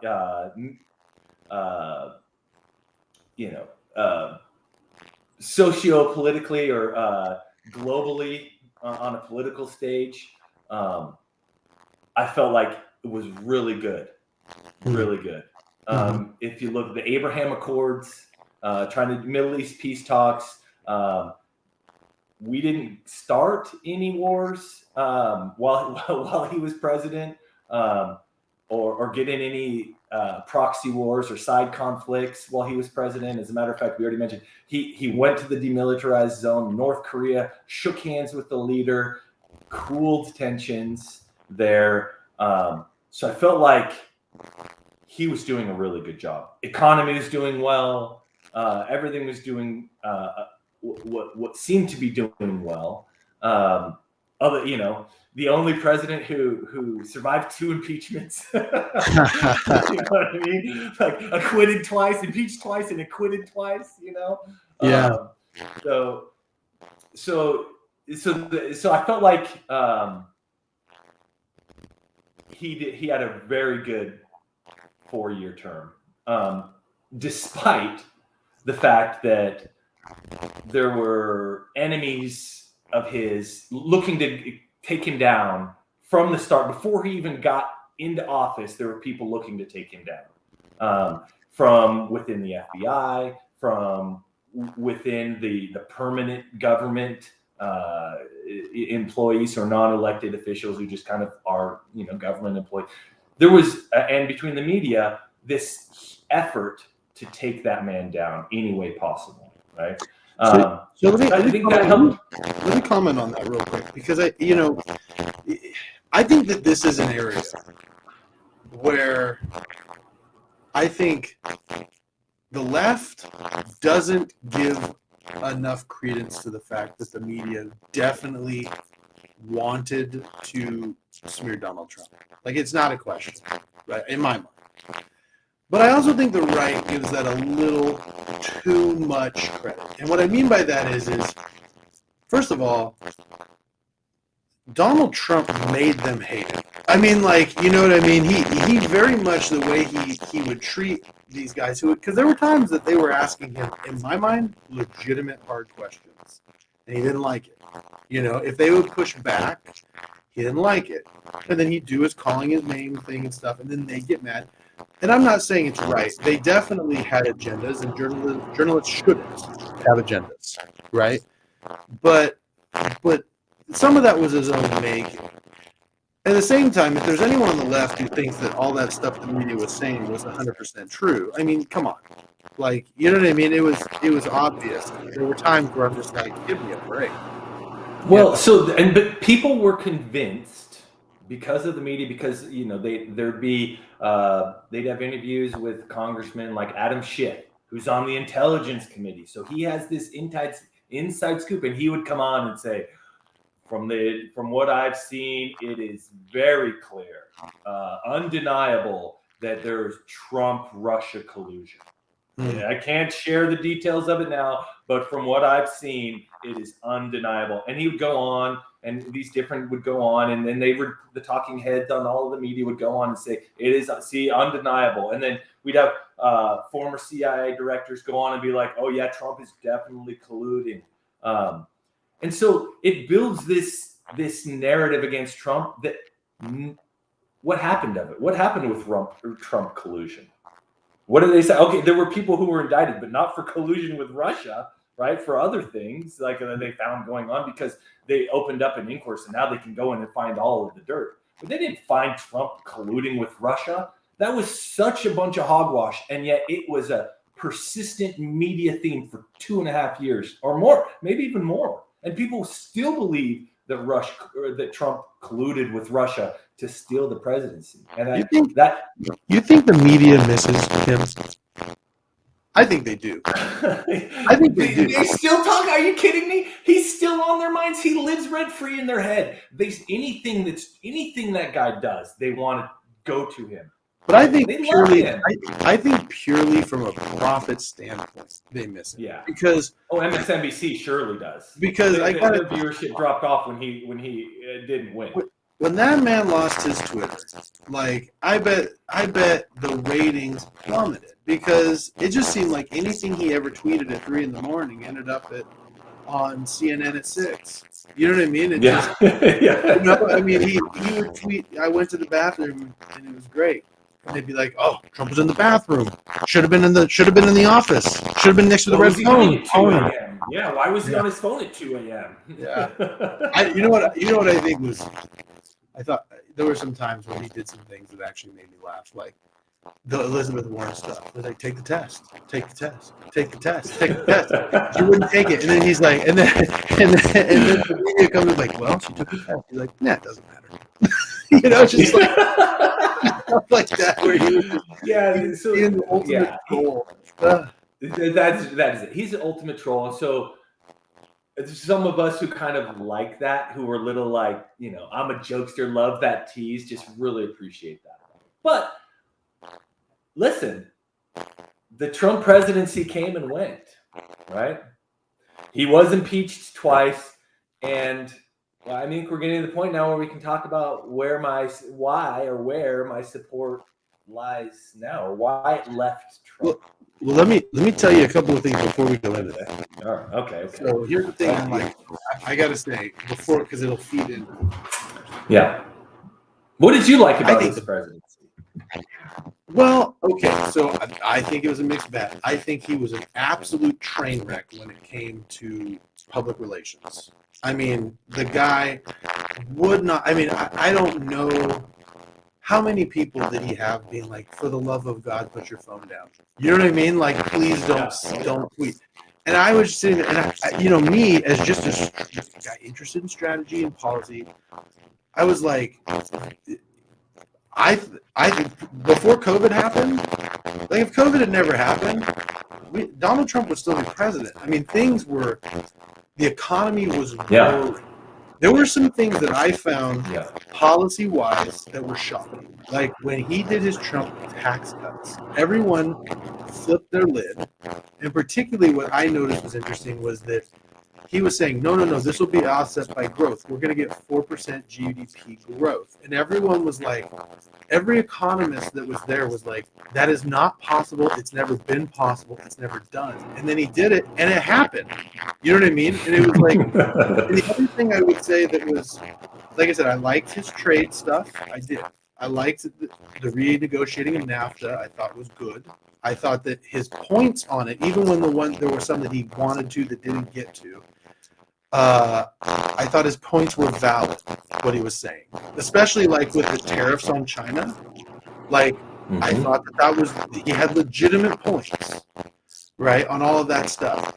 But yeah, I mean, just the way he handled himself personally, the way that the people he'd hire if they didn't do exactly what he wanted, the way he handled January 6th. And what I mean by that is I don't know that if he necessarily incited anybody violence. I would say legally, I don't believe he did. Like if that got put in front of a judge or a jury, I don't think what he did met the standard for incitement to violence. But I think his reaction to it was concerning.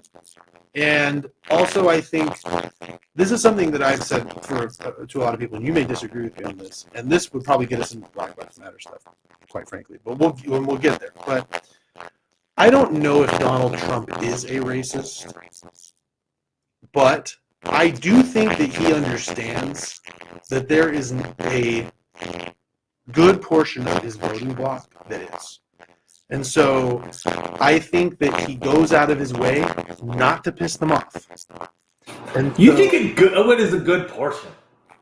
Well, I'm not saying it's like a majority. How many racists do you know? Well, I think okay. So I don't know a lot of people who come out and say they're racist. Okay. But I think there's a lot of people. I think racists will come out and tell you they're racist. But I think there are some people. I think we all have prejudices that we don't want to admit. Sure, absolutely. And so, but what I'm saying is I think that the Richard Spencers of the world and people like that, I think that they very much liked Donald Trump, and Donald Trump knew that.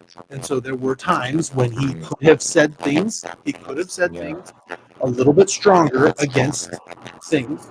And didn't initially. He did later, and give him credit for that. But initially, he could have said some things that he didn't, and that hurt him. And so, and I agree. And the kind of what Trump, in my opinion, is scorched earth. Yeah, there's no going back to Trump. He's scorched earth. For as good as he did. For as many good things as I liked that he did, I didn't like a lot of things you mentioned. I also did not like, but he is scorched earth after January 6th. And I, like you, I don't place blame necessarily on him, but the damage is done. That you can't there's no way you can come back from that. And so the reason I'm not supporting Donald Trump for president in 2024 is because he is unelectable. Yeah. And I want winners. And I prefer my presidential candidates to not lose presidential elections. And he did. And that's the thing. Yeah, That's a game joke right there, but and a Donald Trump joke because he lost an election too. But, because Donald Trump made the joke about McCain. Right. Is I prefer my heroes to not get captured. Right. He was questioning whether McCain was a war hero. And it's like, he went there, right? And I can't believe he just said that. And so that was my kind of way to get back at him. Yeah. I prefer my candidates to not lose. Well, I'll tell you what. This is my opinion in 2024, and this is just my opinion strategically. If you are a Republican, I think the worst thing that could happen is Donald Trump running. I mean, because that won't happen. I can guarantee that won't happen. See, I don't know because I think every Republican, especially after the midterms, are like, okay, Donald, you can't, but he might just because he can, and he does have enough support. Yeah, but he has a lot of support, and the people that love him. They're like people who are still right today behind him will always be behind him 100%, and they're behind him as much as anyone has ever been behind a political candidate. Can I just ask you how freaked out were you when that guy in Utah said Donald Trump is the Captain Moroni of today? Did you hear that? You remember hearing that? No. Yeah. Donald Trump went to a rally in Utah, and I don't remember if it was a federal legislator or a state senator or what, but he got up there to announce it. And he's like, "He is the Captain Moroni of our day." And I was like, "Okay, you may like Donald Trump, but that is not a fair comparison." That is a terrible. See how that's a stretch. But going into 2024, like Ron DeSantis, I think if he runs without Donald Trump opposing, I think he wins in a landslide. I mean, I think he wins in a landslide. Yeah, you said the name before I got to, but that's the guy right there. Yeah. He is everything that people liked about Trump as far as brash, but all the things that he's not the things that people didn't like about Trump, where he's brash and pushes back to reporters, and like you can tell he has a backbone and he has a conviction behind what he's saying, and like he has that kind of, I'll say like that alpha mentality where he'll push back and he's saying something for a reason. And so like, he's kind of a counter puncher, to put it a better way. So we like that about Ron DeSantis, but dude is freaking, you look at his resume, right? He's been a congressman. He's been a governor. Was he West Point or he was, I thought he was some military school, but then he went to Harvard, right? It's like, dude is like very intelligent, very motivated, has great political experience, and is kind of, governor of a big, important state, that people love him. He did a great job during COVID. Like, hey, this seems like the next guy. That's what I'm saying. It's just, like I said, again, from a strategic standpoint, he hits all the buttons. So Trump, he hits all the buttons, but Trump needs to go away, because the problem with Trump is, and this is if you're a Trump supporter, you love this about Trump, but he just destroys opponents. Yeah. I mean, he's going to get in his way. He just eviscerates them. See, I think you're right. I think Trump, if he runs, he doesn't beat DeSantis. I think DeSantis wins, but Trump bruises DeSantis so bad that it gives the Democrats a chance. Because who are the Democrats going to run against? I mean, oh my gosh, Biden's got one foot in the grave already.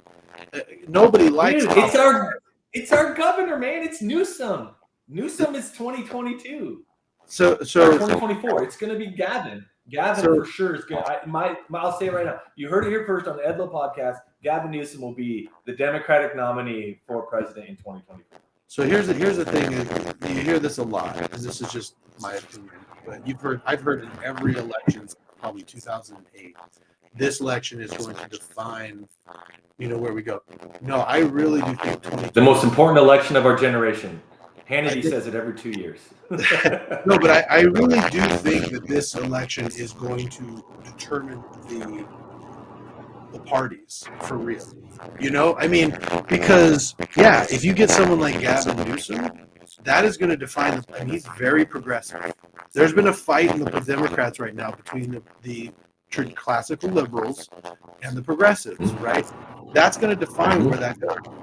But on the same side, could you imagine Ron DeSantis with Nikki Haley as a vice president? I mean, you set yourself up for Republican rule for 12, barring the catastrophe, for 12 to 16. Yeah. I mean, because she's the only person that came out of the Trump White House, people loving her more than when she went in. She's female, right? I mean, she's a female conservative, so if you run her as vice president, you're going to get some of the female vote that's going to move over to the conservatives, because nobody seems to like Kamala Harris for whatever reason. I have my reasons, but everybody for many reasons, and then, obvious reasons, and then you have and you have Ron DeSantis, who won by 20 points in a swing state as a governor. Yeah, you put them together. I mean, you've got, like I said, I think you have Republicans in the White House for 16 years. I mean, and you're feeling like Republicans feel like the adults are back in charge. Right. The responsible, hey, we got it, guys. We got it from here. Like you said, Ron DeSantis has the stuff, the policies that Republicans liked out of Donald Trump, but he also understands he's a politician. Yeah. See what I'm saying? He understands. He knows how to be a politician. Right. There's a level of statesmanship. And so he also has that moxie. He's got that moxie too. That's like, he's a statesman, but also he's like, it's just like a confidence, that he exudes. That is like, it's appealing. It's that just, you can tell he's a leader. You know what I mean? He's a leader of people. So let me ask you this question. if you knew they were going to win, no matter what, and it's DeSantis and Trump, who do you vote for? DeSantis. No, Trump is. So even if you knew Donald Trump was you knew he'd win, you'd still vote for DeSantis. Yeah, wow. I do know. Yeah, okay. I feel like he's kind of losing it.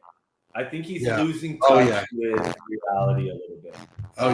I think so. Some of his antics and the things that he's doing now, it's like he's just making himself. It's getting kind of embarrassing, you know. And this coming from like this guy, right? I was this guy wearing this hat, right? Yeah, and all in, and I'm like, I got to tell you, dude. I mean, you lost me.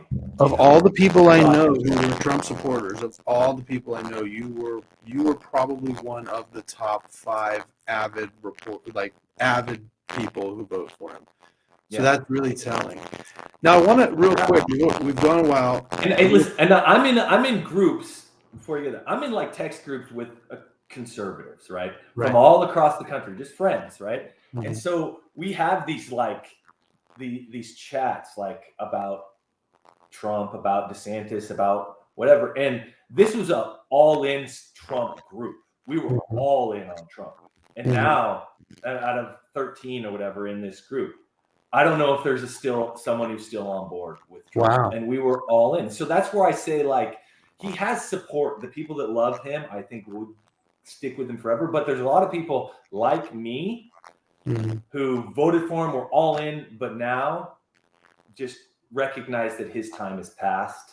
Yeah. He's older. Not that matters, but he is older. I think he's maybe not as sharp. It seems like he's kind of I think he's losing touch with reality. I think him losing the presidency and never being able to accept it is just like kind of like cracked him maybe a little bit. Yeah. And so like, listen, when we lose, when we do something wrong, when our heroes, when we watch a sports hero admit to taking steroids, right? Yeah. What do? We're like, that sucks, but like we forgive him, right? Right. What about the sports heroes who deny steroids? Oh, yeah. I hate those guys. Right. Those are the guys that are like, screw you. You know, you're just a liar, right? And so that's how I look at Trump as the guy who's not admitting to using steroids, right? He's not admitting to losing. He's living out this lie that no, I still won. I'm still this. It's like, it's kind of pathetic, you know? And so any of that like excitement and everything I had towards him, it's gone. Right. He's pathetic. He's unelectable. He's scorched earth, man. And so is that for you though? It was that like when January 6th happened and all that. When it happened. So I still was all in on Trump. And when January 6th happened, it was just like crap. I don't blame Trump. I didn't blame Trump. There's a lot. I feel like there's a lot to that whole situation that is really weird. We don't really know all the things that happened there. But I don't blame Trump. I don't hold him responsible for it. But like you, I hold him responsible for his reaction to it, which I felt like was slow and not appropriate. Not condemning the actions immediately, and it just was a little bit off to me, almost as if in some part of him he was happy. That was my concern, was that when you heard some of the people testify and talk about what he was doing when it was happening, he was almost proud that it was happening. Yeah, and so that is like sickening, right? Yeah. It's kind of sickening because, like, as much as we love Trump and we wanted him to win and go through all the legal ways you can to find out if you did win or not or whatever, but when you don't, when you lose, when it's over, it's over. You have to admit it and you have to fess up to it and own up to you being a loser. And the fact that you would almost take comfort or like satisfaction in this anarchy that is going on in our, like, some of our most holy places as a country, that you would like think that like, yeah, this is good because it's good for me, is so disgusting. Yeah, it's it really so is disgusting to me. it's so self-centered and disgusting and like the antithesis of America that it is just kind of like, yeah, you know what, bro? Like this is one time when you thought about yourself that really was the wrong time. And so anyway, I gotta give you props, Kevin. I really do, because I am surprised to hear you say it. I shouldn't be, because you're a smart guy. You know what I mean? No, like really, this is the thing. This is my own, just kind of, I guess, like what I view Trump supporters to be. I thought you would come on and say like January 6th, oh, you know, Trump didn't do anything wrong and all this stuff. And to hear you say what you're saying, I mean, I think it shows to me. I think that sometimes when it comes to, it's almost like politics or another religion. Like you sit there and you're like looking at it. yeah, It doesn't matter what you say. I'm just going to believe what I believe, no matter what. yeah, You know what I mean? yeah, yeah. Tell me that, like, you know, yes, you are a logical, reasonable person that just liked Donald Trump, and when he did something you didn't like, you know, that's interesting. So, but let's. Yeah, you got to be. As I let's get older, I've found it's. Yeah, go ahead. No. Go ahead. Finish what your thought. No, it's just as I've gotten older, I found that I question my beliefs more. Like, do I believe what I believe, and why do I believe what I believe? And maybe I was wrong about that. And I've done that. I've made some big changes on what I believe since 2008. Like, Yeah. Remember 2008 was the big. What was it? 2008? What was Prop 8? What 2008, yeah, 2008. What's it? So from that point, at that point, Prop 8, I was no on 8, whatever the church. Yes on 8. Like you were yes on 8. Right? Mm-hmm. Yes on 8. So I was yes on 8. Had signs in the yard. Yes on 8. It was a big deal for whatever reason at that point. I was all in on 8. Yes on 8. Protect the family. Right. My wife was like, I don't see why you're so gung ho, but okay, I'll support you. Right. She didn't. She was like less. I donated money, all these things. And then like a couple years later, or my sister, I come up to find out that my sister is bisexual. And she was married at the time. She had an open marriage. Now she's divorced. And she was, you know, had a girlfriend and everything. And it was like, I started, wait a second. And this isn't even the first like time I'd been confronted with like having someone in my, I have a gay uncle and things. So it wasn't like I'd never been around that, you know, sexuality or that lifestyle or anything. But it was my sister, and I was like, what was I thinking on 8? What was that all about? What was I protecting? Like, do I really believe that now? Right? It was like a serious. I had to question my own belief. So that was one like where I really started to question: is this really do I believe what I believe? Well, you know, it's interesting you say it's interesting you bring that up, because I actually just had Patrick Mason, who is a PhD. He holds the Leonard Arrington Chair at Utah State University. He's this Mormon scholar, and he talked about Prop 8 and the church's involvement in it. And he disagreed with them being involved in it. And you know what I think is really interesting, he brought up in that podcast, was he said there has never been an issue in history of this type that the general consensus has changed so quickly and so largely. Mm-hmm. I mean, it's been 14 years since Prop 8. In Prop 8, and just for people who don't know what we're talking about, Proposition 8 basically banned gay marriage in California, one of the most progressive states in the union, and it won overwhelmingly, like almost 70% of people voted that way. Barack Obama and Hillary Clinton both opposed same-gender marriage in 2008 when they were running for the presidency. And now you would be hard-pressed to even find a conservative who would say that same-gender marriage should be illegal, right? Yeah. So, and this is 15 years, right? So, I mean, when you say, what was I thinking? Your pendulum on this has swung, as did so many other people, mine included. You know, so that's what were we thinking? Well, yeah, and you sit there and you think about that, right? Because I remember when it was going on. I didn't have any signs in my yard. I didn't do any of that stuff. Mhm. I really had a hard time with it. I was in law school, and there was a large fraternity. There was called Lambda, which is the LGBTQ community fraternity, rather legal fraternity. And man, I was put through the ringer. There was 8 of us who were Mormon, probably, and man, we were beat up in every class. You know what I mean? And it was a hard year. But let me ask you. Let me transition a little bit, and we'll talk about this briefly. You and I were both season ticket holders at the Kings. Yeah. And then when the Kings, it seemed like, you correct me if I'm wrong, but when they got involved with the Black Lives Matter organization, you kind of softly, not so softly, boycotted, at least jokingly with me, would tell me that you no longer support the NBA. Yeah. So let me clarify a bit on that. Okay. Go ahead. Okay. Finish your question, then I'll clarify. Well, I want you to clarify it for me because there was a very probably one of the better questions I've ever gotten on this topic that's going to kind of feed our conversation. But go ahead and clarify. Yeah.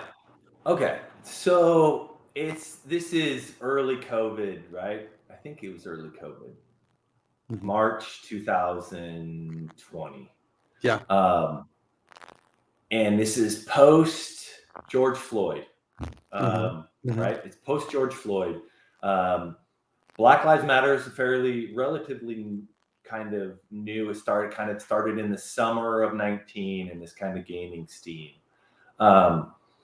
And so here we are in about March, and DeMarcus Cousins sends a text to Grant Napier, or not a text, a tweet to Grant Napier saying, so to some extent, trying to call him out as a racist and saying with a quote, Black Lives Matter, something to the extent I can't remember exactly what the tweet was, to Grant Napier, who was the broadcast announcer for the Kings for the past 25 years or so. Yeah. Not a bigger Kings fan, not a bigger Kings supporter on the planet than that man. That man, when they thought the Kings were going to leave, he was crying on the last podcast. Yeah. He was crying. By the way, I was in Arco Arena, also in my seat crying. Okay. Yeah. I was up at the stands crying because I thought it was the last game too. I was screaming Grant and Jerry. Okay. That was I still watch that video. I get emotional. Okay. That guy bled purple. All right. Ultimate King. So he gets it. It was a troll tweet from DeMarcus Cousins trying to get at him, and Grant's response was, "Hey DeMarcus, good to hear from you. Haven't heard you for a while. Hope all's doing well. Hashtag All Lives Matter." Right. I think DeMarcus was Black Lives Matter. His was hashtag All Lives Matter.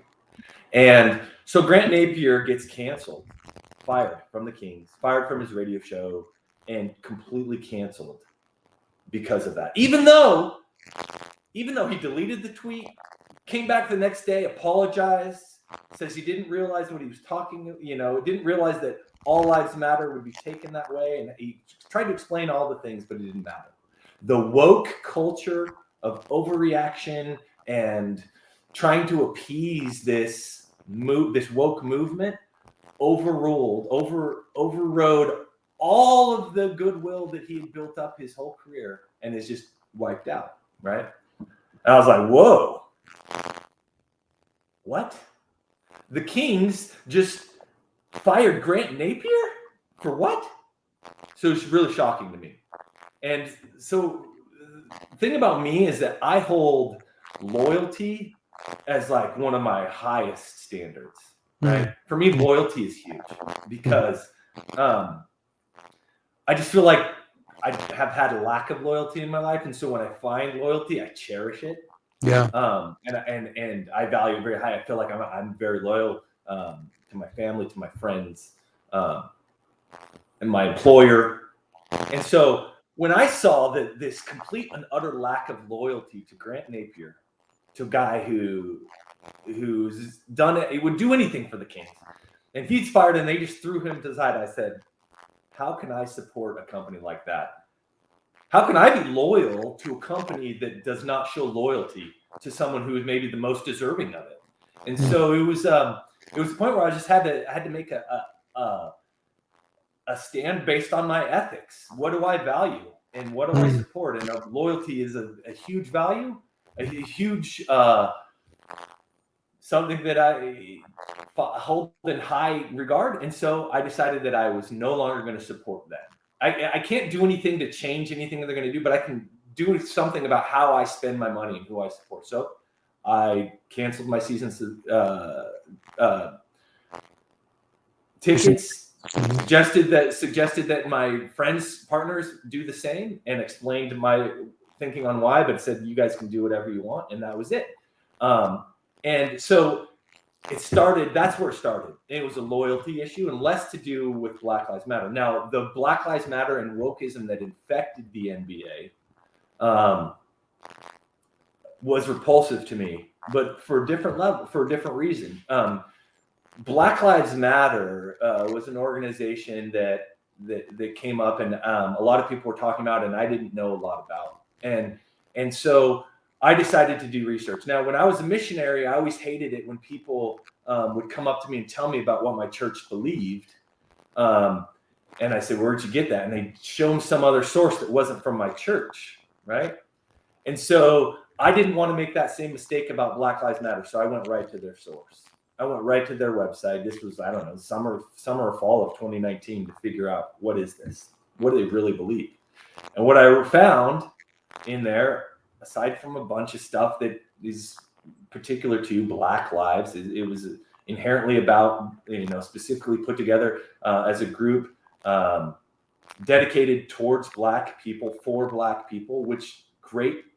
But then it got down to this thesis about their goal was to disrupt or dismantle the Western patriarchy and the nuclear family. And when I read that, my mouth just dropped and I was completely taken aback. And I was like, well, that stands in stark contrast to what I hold most sacred and dear, as being the patriarch of my family and having, my nuclear family. That's what I believe in most in my life. And so I felt like the Black Lives Matter movement was in direct contrast with my core beliefs as a patriarch, a father of my nuclear family. And so that's my issue with them. Aside from anything else, that was my issue. So it sounds like what you're saying is you believe it's not that, because this is the question, right? The question that came through was, explain your stance. I think you have on Black Lives Matter. How is it? Is it philosophy or how the philosophy is carried out? And he said, I assume you simplest terms, you do believe that Black Lives Matter. Absolutely. You take absolutely. With the Black Lives Matter portion, like the actual words Black Lives Matter, you do believe Black Lives Matter. Yeah. Yes. But it sounds like what you're saying is that they've used that. I have however on that, but I'd say, however, I fully support them to be able to do that. Black lives absolutely matter. I feel like their thesis was racist. I mean, very, very racist. I mean, the pure definition of racist is exclusionary and specifically to only one race, right? So that was a part of it that was, I thought was, not for me, but it's not anything I hated. I didn't hate. That was like, that would be like if there was this all white group that said like all white lives matter, and they wanted to, work on golfing and playing tennis or whatever. That was what they support. I don't agree with that. I don't think that they should only have a group that excludes people or includes people solely on the basis of race. I think that in itself is inherently racist, whether it's white people, whether it's brown people, whether it's Black people, whatever, right? So that part I disagree with Black Lives Matter, but I don't disagree that Black Lives Matter. I don't disagree that there is an issue, a disparate, an issue with training on our police officers, and I don't know if it's systemic racism, but systemic bad policing. Yeah. I'd say. Well, Systemic bad policing that creates racist situations. But we can go back. But I'll put a pin in the Black Lives Matter. Yeah, so we could talk about that, but it sounds like essentially what you're saying is your issue was they're wanting to destroy the nuclear family and the Western patriarchy, kind of hiding that within the Black Lives Matter movement. Yeah. So that was the hidden gem for me. That was like the big "I don't like you." That was so. So would you say the other stuff is just like you're whatever? So you're saying then, other than the stuff you had with Grant Napier, sounds like that organization, if they had removed that, they said, you know what, we're not trying to destroy the Western patriarchy anymore. We're not going after the nuclear family. We're strictly just focused on issues of black people being killed by police and the issues there. Yeah. You'd be like, no problems. No problem. Okay. None whatsoever. So now the systemic racism issue. And other than the fact that there's other than the fact that they kind of have a racist like thesis. Mm-hmm. Yeah, because you're saying is good. Yeah, so you're saying that the fact that it's kind of exclusionary to anyone but black people, you don't agree with that. Yeah, I mean, you have to read the language. I mean, I would suggest I don't even know if their website is up now because of all the kind of drama, I guess you'd have. There's been some people stealing money and buying themselves houses. BLM leaders are now sitting kind of pretty. So I don't know if the original website is still up, but I'm sure it's on there somewhere. People could go and just read that, and it came off to me like just very racist, which is okay because I feel like. I feel like that's okay because me as I just don't want to. I don't want to take away from the good and the main issues that they're bringing to light because I feel like they are bringing, like you said, the police brutality issues and the need for more proper training and things like that. Those are all things that are good. They just have this bad stuff that's just like, it's funny that I want to have this conversation with you because I had a conversation with another Trump supporter who's a good friend of mine who, man, this is another one of those situations where I think it's a hard conversation to have because, I have a friend who's very into, a lot of the conservative talk show hosts, and I like some of them too. I think some of them raise really great points. But I remember hearing one time Ben Shapiro, who I think is a very intelligent guy. He's a lawyer too, and he says, "Oh, show me the law." We won't hold that against him. Right, exactly. No, but he says, "Show me the law that's racist," right? And it's kind of a straw man's argument because when we talk about systemic racism, you have to talk about the three branches of government. So when you say, oh, well, show me the racist law, you're talking about the legislature, which creates the law, sure. But if you have the judiciary and the executive branch, so when you have, police officers are the executive branch, they enforce the law, and then judges interpret the law, including sentencing, right? So if you have, there's data that shows it. Black people are arrested several times more likely to be arrested than a white person for the same crimes. They're sentenced 3 times harsher than white people. They're 17% of our population. They're 95% of our prison population. So even though there's not an objective racist law, if the judges and the officers are subjectively enforcing and interpreting it in a racist way, whether conscious or subconscious, right, then it is systemic, right?